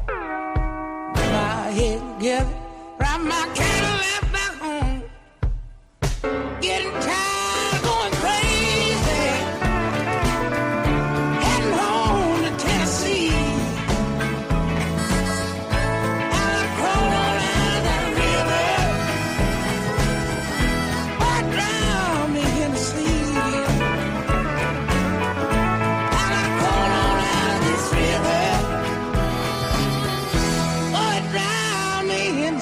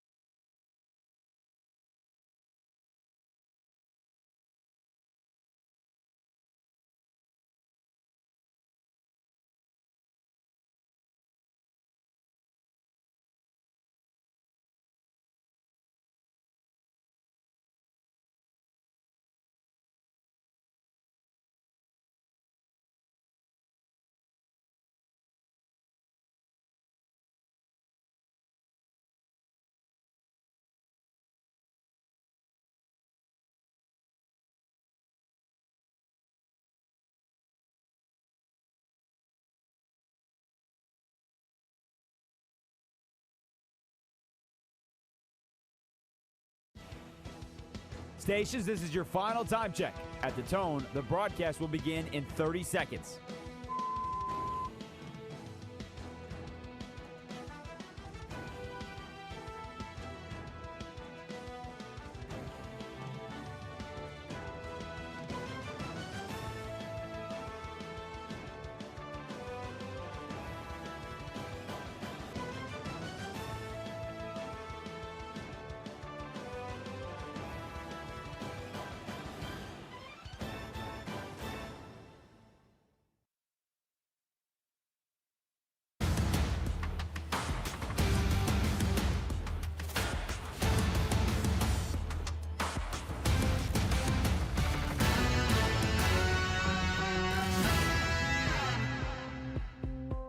I got a sweet little body and she rolling in the caddy with me. It is the Drake Toll Show. Westwood One Sports, the Westwood One Sports app. You know what? I remember where I was the day that Gino Smith became a New York Jet again. And quickly, within the couple hours of like, okay, wow, I've got to prep. This is a pretty big move. I've got to prep this for the show. This is a guy who was kind of contending in Seattle, goes with Pete Carroll to Vegas. Now he's in New York. This is a big storyline, obviously. Earth-shattering news. Bam Adebayo scores 83, or Maxx Crosby trade falls. It just became a huge day in the NFL yesterday, or the NBA yesterday, or college basketball yesterday. AJ DeBonza drops 40. Yesterday just rocked as it pertains to sports. And to hone in a bit more on where the New York Jets are going, what they're doing with this Geno Smith move, it's a guy who's boots on the ground in New York, Dan Graca from ESPN New York, the Dan Graca Show, New York Jets pregame, postgame host, and a guy who watches a whole lot of baseball and can talk some World Baseball Classic as well. Dan, number one, incredibly grateful for your time joining the show this morning. And number two, are the Jets going to Geno Smith so that they can grab a Ty Simpson and have a gap or a bridge guy? Or is this a move where you don't grab another QB this offseason, you have Geno lose, and you tank for hashtag Arch Madness? Drake, thanks for having me. First and foremost, hope you're doing well, my friend. Boy, that's a lot there. Now, look, I think when you're coming off of the season that the Jets just had, when you win 3 games, and look, I mean, you were in the conversation for the number 1 pick, and, you know, it could have been you turning up that draft card that had Fernando Mendoza's name on it. We know it didn't work out that way, but I think when it came down to the Jets, what I had been saying the whole offseason leading up to free agency was they're probably going to go out there and bring in 2 veteran quarterbacks and then probably draft one when the draft rolls around here. Now, that doesn't necessarily have to be a number 1 first-round pick. They do have 4 of the top 44 picks in this draft, but I think realistically speaking, where they are as a program, if they go ahead and draft a rookie this year, I mean, you're taking a flyer on somebody who maybe you hope develops into something down the road. I don't know if they're in a position right now to turn in a card with Ty Simpson's name on it, because I think there's going to be a lot of teams that still have that desperate need to cover the quarterback. I mean, you've followed the NFL long enough. You know the world that we live in. I mean, it's a quarterback-driven league. Teams get desperate. I mean, that's why you have guys that are drafted maybe a little bit ahead of when they should. And I think that's going to be the same case with Ty Simpson. So I'm not even 1,000% sure that Ty Simpson's even going to be there at number 16. But how the Jets pivoted to Geno, I think that they were looking just for a guy to keep the seat warm for another year or 2. He's a guy who has familiarity playing in this market, as we know. We know that he's played good football in the past. I mean, he had a couple of really, really productive seasons with the Seattle Seahawks. And I think, Drake, whether you were watching each snap, intently last year for the Jets, the arrow was pointed up in terms of the quarterback production and what it could be in 2026 compared to 2025, because it left a lot to be desired last year, I think you know. So Geno Smith coming in here, taking over the reins this year as a placeholder quarterback, let's put it this way. You could do a lot worse as far as I'm concerned. As it sits, and Dan, this is the Geno Smith question for me. The Raiders brought him in to lose. They didn't necessarily want to win this year. It was obvious winning wasn't at the forefront. This is a rebuild in Las Vegas. For the Jets, are they in a position where they want to contend immediately, or are they still a year away from pressing the button that says, okay, we're full go, we need to win right now?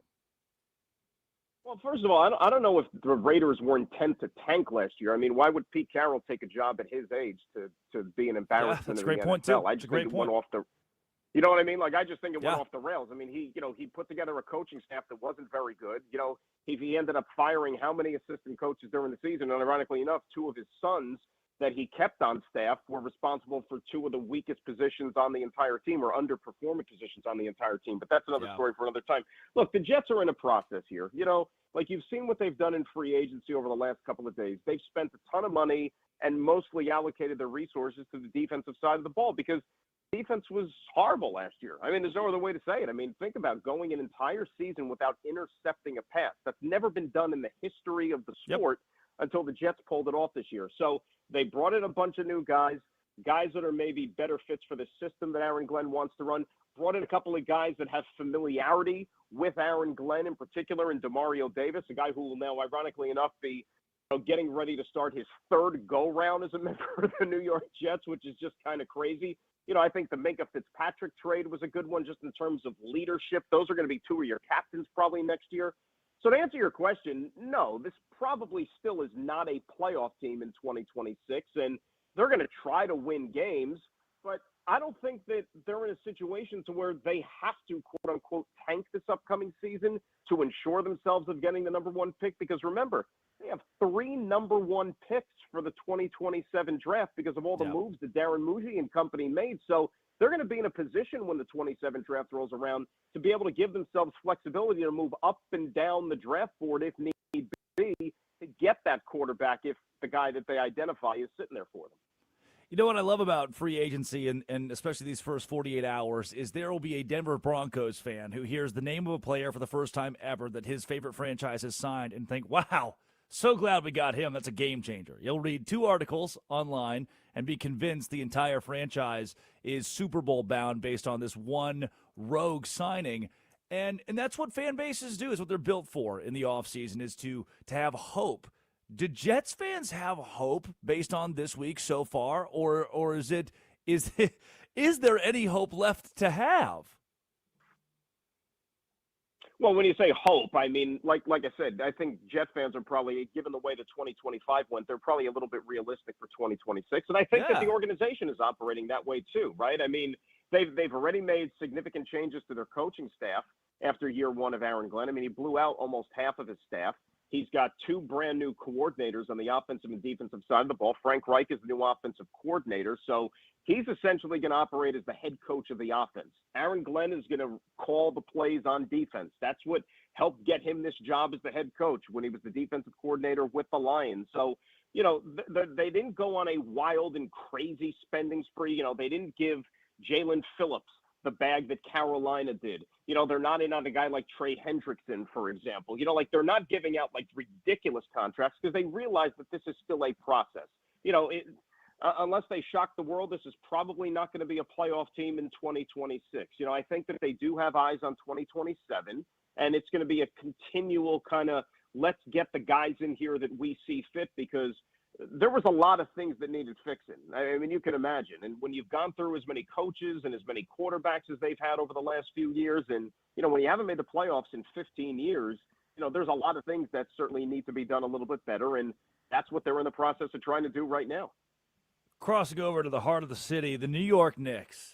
Let's go here. And this is a bit of a loaded question, but the Utah Jazz now have that microscope from the NBA to where they've won 2 of 3, and they have to start trying again because everyone's watching them. Any worry about going to Salt Lake tonight, or should the Knicks, I should say, take care of business cleanly?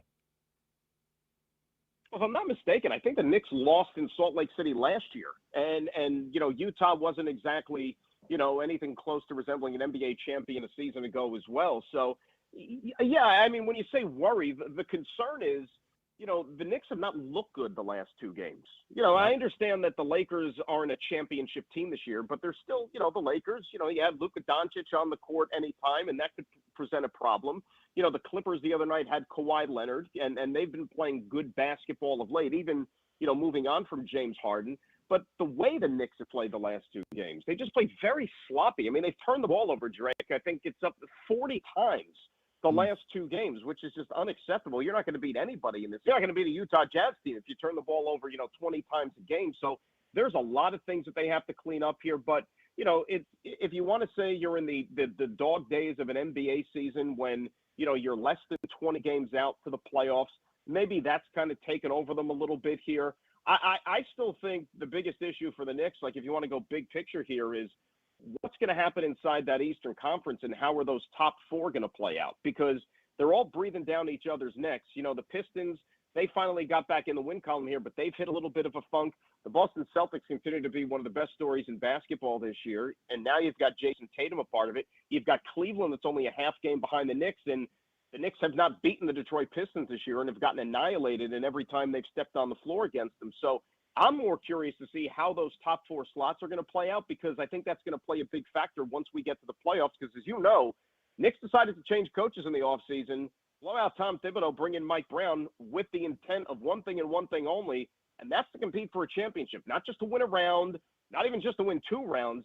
If the Knicks fall short in the postseason, the season to me is going to be a major, major failure for what they set out to be. Dan Graca of the Dan Graca Show, ESPN New York, joining the Drake Toll Show, Westwood One Sports, the Westwood One Sports app. Dan, the World Baseball Classic. Also, dog, A, unreal. B, also unreal, the breadth and knowledge of sports for you and a guy who follows it all, both in New York and worldwide, with storylines like this. World Baseball Classic. How catastrophic would it be if the United States did not advance out of pool play, namely based on a result tonight that is out of the control of the United States?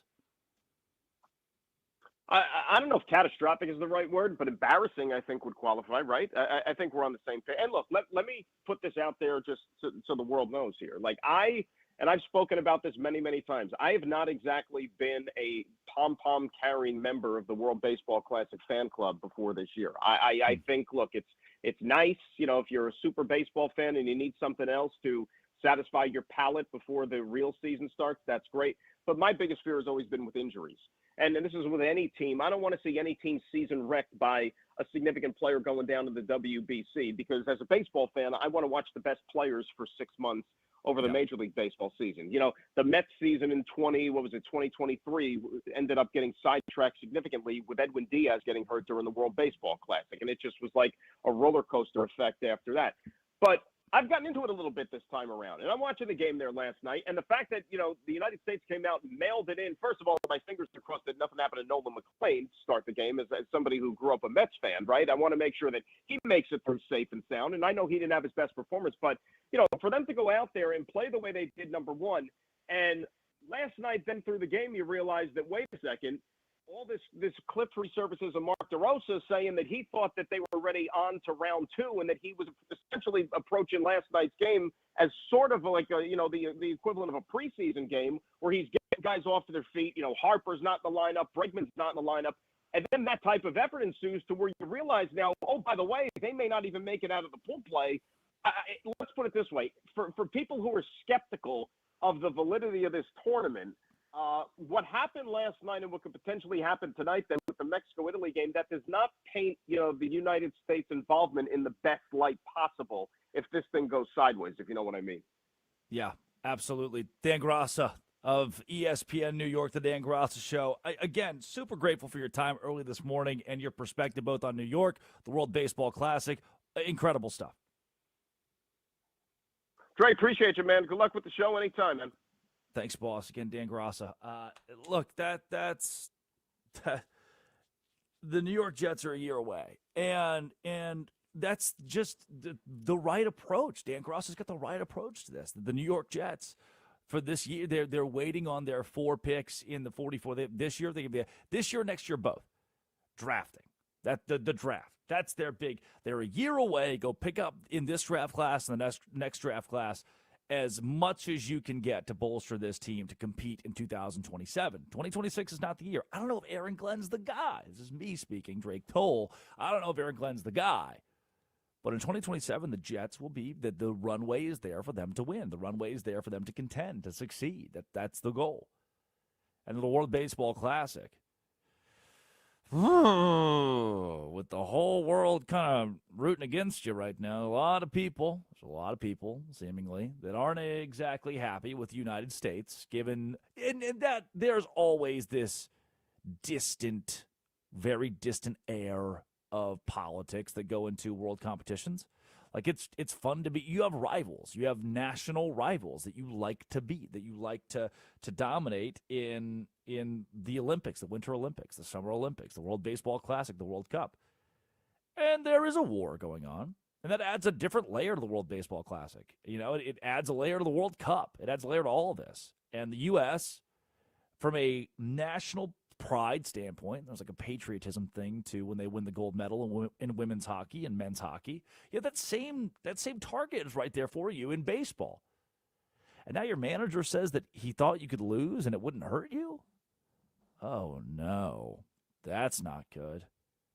Allow me to explain a bit more when we return. Westwood One Sports, the Westwood One Sports app. The manager wanted to lose? This is the Drake Toll Show. We are in the heart of free agency.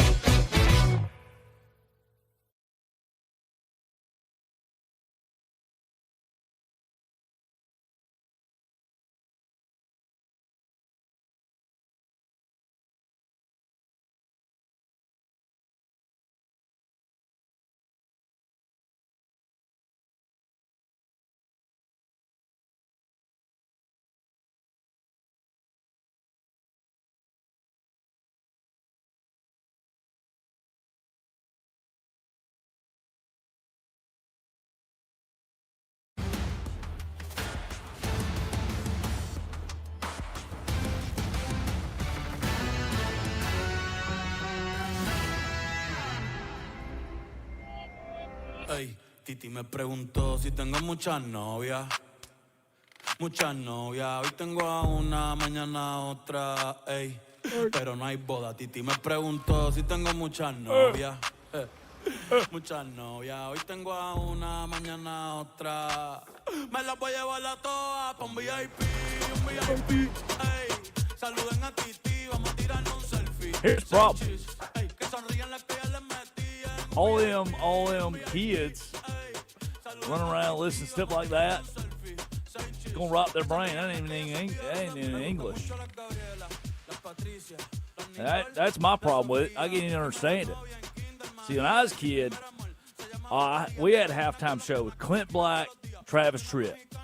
I knew every word of that. Tandy Tucker came out. She's hot. She had these boots on, short shorts. Now they got this Bad Bunny doing the stuff. I don't even know who he's talking about. I don't get it. Well, you know what? I do get it. And it rocks. I can tell you exactly what he's saying. Something about love and beauty, the trickle of the waterfall as it cascades down the beautiful mountain. Monogamy. And monogamy. You have two people on the show. You have your two friends, two buddies who can help you out here. Trace. I also know Espanol. Yeah, we heard you this morning when you said "Dose Grande." Dose Grande. And Curtis at my ear goes, "Dose." Well, when I was in college, Dose. When I was in college, I had a professor named Mark McGraw, and he had this. He lived in Cuba for 20 years. So white, super white, like whitest guy in the world. Also from Arkansas. And he refused. I'm a freshman in college. Don't do this to me. He refused to speak in English during the entire class. But whenever he would say someone's name, he had this thick Southern accent. So you never got to hear him actually speak. So he would, "Tengo dos perros en mi casa." Y tú? And he would like, "Tengo dos perros en mi casa. Y tú? Adebayo." And it would freak me out every time. Grite su número de seguro social, right, Tal? Where did that come from? What happened to like a suave, beautiful cadence? Nope. I'm not even gonna lie, that's how my dad talks. Like when he speaks Spanish, it sounds very authentic, but he's also he was born in Mexico, but then raised in Cypress, Texas. And so then when he speaks English, I'm like, "You redneck." Like, bro, what happened here? Love it. Yeah. Tyler, para mí. Whoa. Hey, whoa. Mark McGraw. Soy Mark McGraw. Wonder where he is today. Lived in Chile No, it wasn't Cuba. It was Chile. Wow, getting them mixed up. It'd be tough to live in Cuba for 20 years as a gringo. The getting back and forth isn't the easiest thing in the world. They have cars there. Yeah, you think the car is going to drive through the ocean from Cuba to Florida? Yeah, they got like those 1950s cars, like the Batmobile. Okay, wow. Okay, no. Cuba's a modern place with modern technology. Wow. They do have the old cars, though, because of sanctions. I'll be happy. Yeah, no Teslas for them, huh? Honestly, my greatest fear in life is being in a Waymo or a Tesla. Waymo is the self-driving car. Or a Tesla. And it just catches on fire, and I can't get out because the doors are robots. Don't tempt me with a good time. In Culver City, then. Yeah, and the car is like, cannot open doors. Car is on fire. Must not open doors. And then I disintegrate. That's a great fear of mine. It's like 2 to 1 with Waymo to real people cars.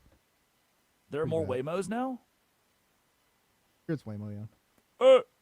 So no, yeah. Idiot! How big of an idiot do you have to be the coach, the manager of a country's team of America, and then say, you know what? I'm pretty sure, I'm almost positive during the tournament that we're in, World Baseball Classic, World Cup, Olympics, that it's pool play, but we're 3-0. We can afford to lose today's game and still go to the bracket, still make it out of the pool. How big of an idiot do you have to be to almost intentionally lose a game? You didn't play Bryce Harper. Yeah, we can take a night off against Italy, whatever, guys. We don't have to win this one. And you lose to Italy, massive upset. And you go to the podium afterward, you're like, yeah, you just want to thank God, thank our country.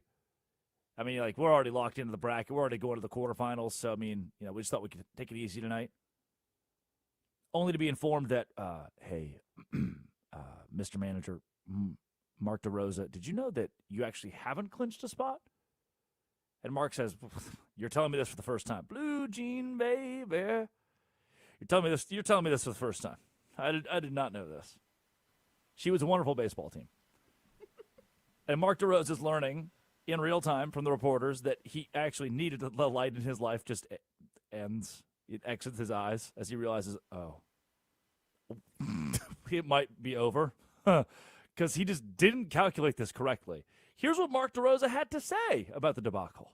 Ton of respect for Italy. It's weird. We want to win. We want to win this game, even though our tickets punched to the quarterfinals, because Mexico plays Italy actually tomorrow. So the way the schedule lines up, this is an important game for us. Nolan McLean will start. He's on the bump and he's good to go. He's an absolute beast, and I expect him to throw the heck out of him. Oh, no. Curtis, I'm going to send you a clip here, actually, because that's not actually real. What he just told you is, yeah, I mean, I'm at the podium. We lost. He's saying it in the way that coaches say it after their conference tournament, after the SEC tournament, where the guy's like, well, we're always trying to win. We didn't want to lose. But we know that we can lose, and it's fine. Like, we're still getting to March Madness. And there's a reporter. It's like, hey, sir, excuse me. Did you know you're actually not getting into March Madness? The fact he was oblivious to his own team's situation is dumbfounding. That is the best way to lose your job. That is the best way to never coach again, to never manage again for the United States of America. You just told us you mailed it in because you thought you were locked into the bracket when you're not. Here's what he had to say after he was informed that he was very wrong. Is that true? Yeah, I misspoke. I was on hot stove with a couple buddies today and completely misread the calculations. We knew that Mexico was going to play Italy and then running all the numbers with if we lost tonight with the runs allowed and runs scored and outs. So I just misspoke. Yeah. Oops. We miscalculated a little bit. No kidding, huh? No kidding. There was a miscalculation. Yep. Get ready to miscalculate this LinkedIn application. Get ready to miscalculate this Indeed sponsored jobs. Go ahead and download those, buddy. Workday or workload or whatever that one is. I want no free ads. I'm gonna give plug to all of them so that there are no free ads here. Also, Maxx Crosby has been untraded. Just kidding. No trade. Oops. We didn't mean to do that. Yeah, oops, our bad.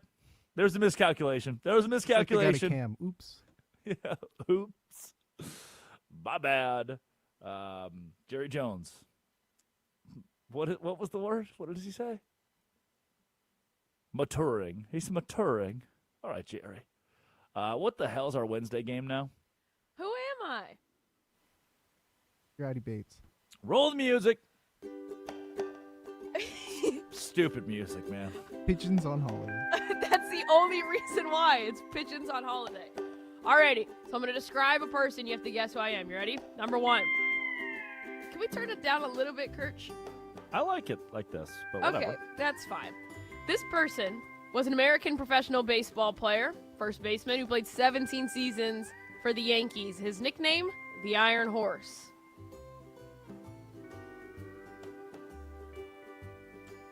Said he was the luckiest man on the face of the earth.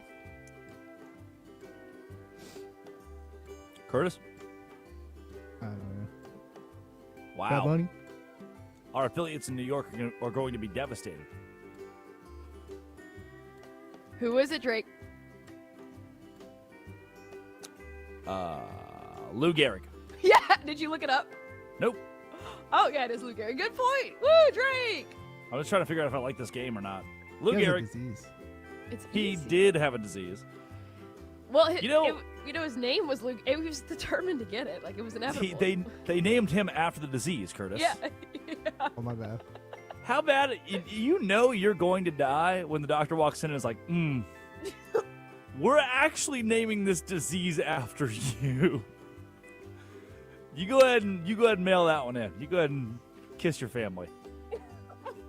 Like, hey, you've got a case of Drake Toll. You're like, no. Like, yep. For those wondering, that's a really, like, contagious STD. Oh, my God. No, what? That's what? The FCC is not going to I'm reporting that to the FCC. That's not against FCC guidelines. We're going to have no producer tomorrow. Is that your only Who Am I? Is there one a day? No, I have more. Okay, this person. That's the game. This person was an American businessman, attorney, and magazine publisher, and journalist. He was the son of JFK and Jackie Kennedy. Shut up. There's a pattern because she had Cillian Murphy last week too. God, she freaking had Cillian Murphy. Which Anybody man Addie's he's gonna got be next Wednesday? she's got a crush on. She's looking at black and white photos of Lou Gehrig like, oh, Lou Gehrig, so hot. He's going to be our game today. You couldn't pick Lou Gehrig out of a lineup. You don't even know what he looks like. Oh, my gosh. My number was literally 4 because of him. Oh, my gosh. I think you forget I'm a huge baseball fan. Anyways. You've only seen him in black and white, but whatever. Okay, what? Okay, this person, American actor, filmmaker, and philanthropist. He was in Bosom Buddies, known for roles in Big, A League of Their Own, Saving Private Ryan. Tom Hanks. Oh, my God. There you go. That's what a pitiful game. Well, we have 20 seconds left in the show. It's Addie Bates. It's Curtis Poindexter. Thanks, Addie. We all suck at this game. Westwood One. No, I got them all right. Westwood One Sports, the Westwood One Sports app. This, love you guys. See you tomorrow, is the Drake Toll Show. This is Westwood One Sports.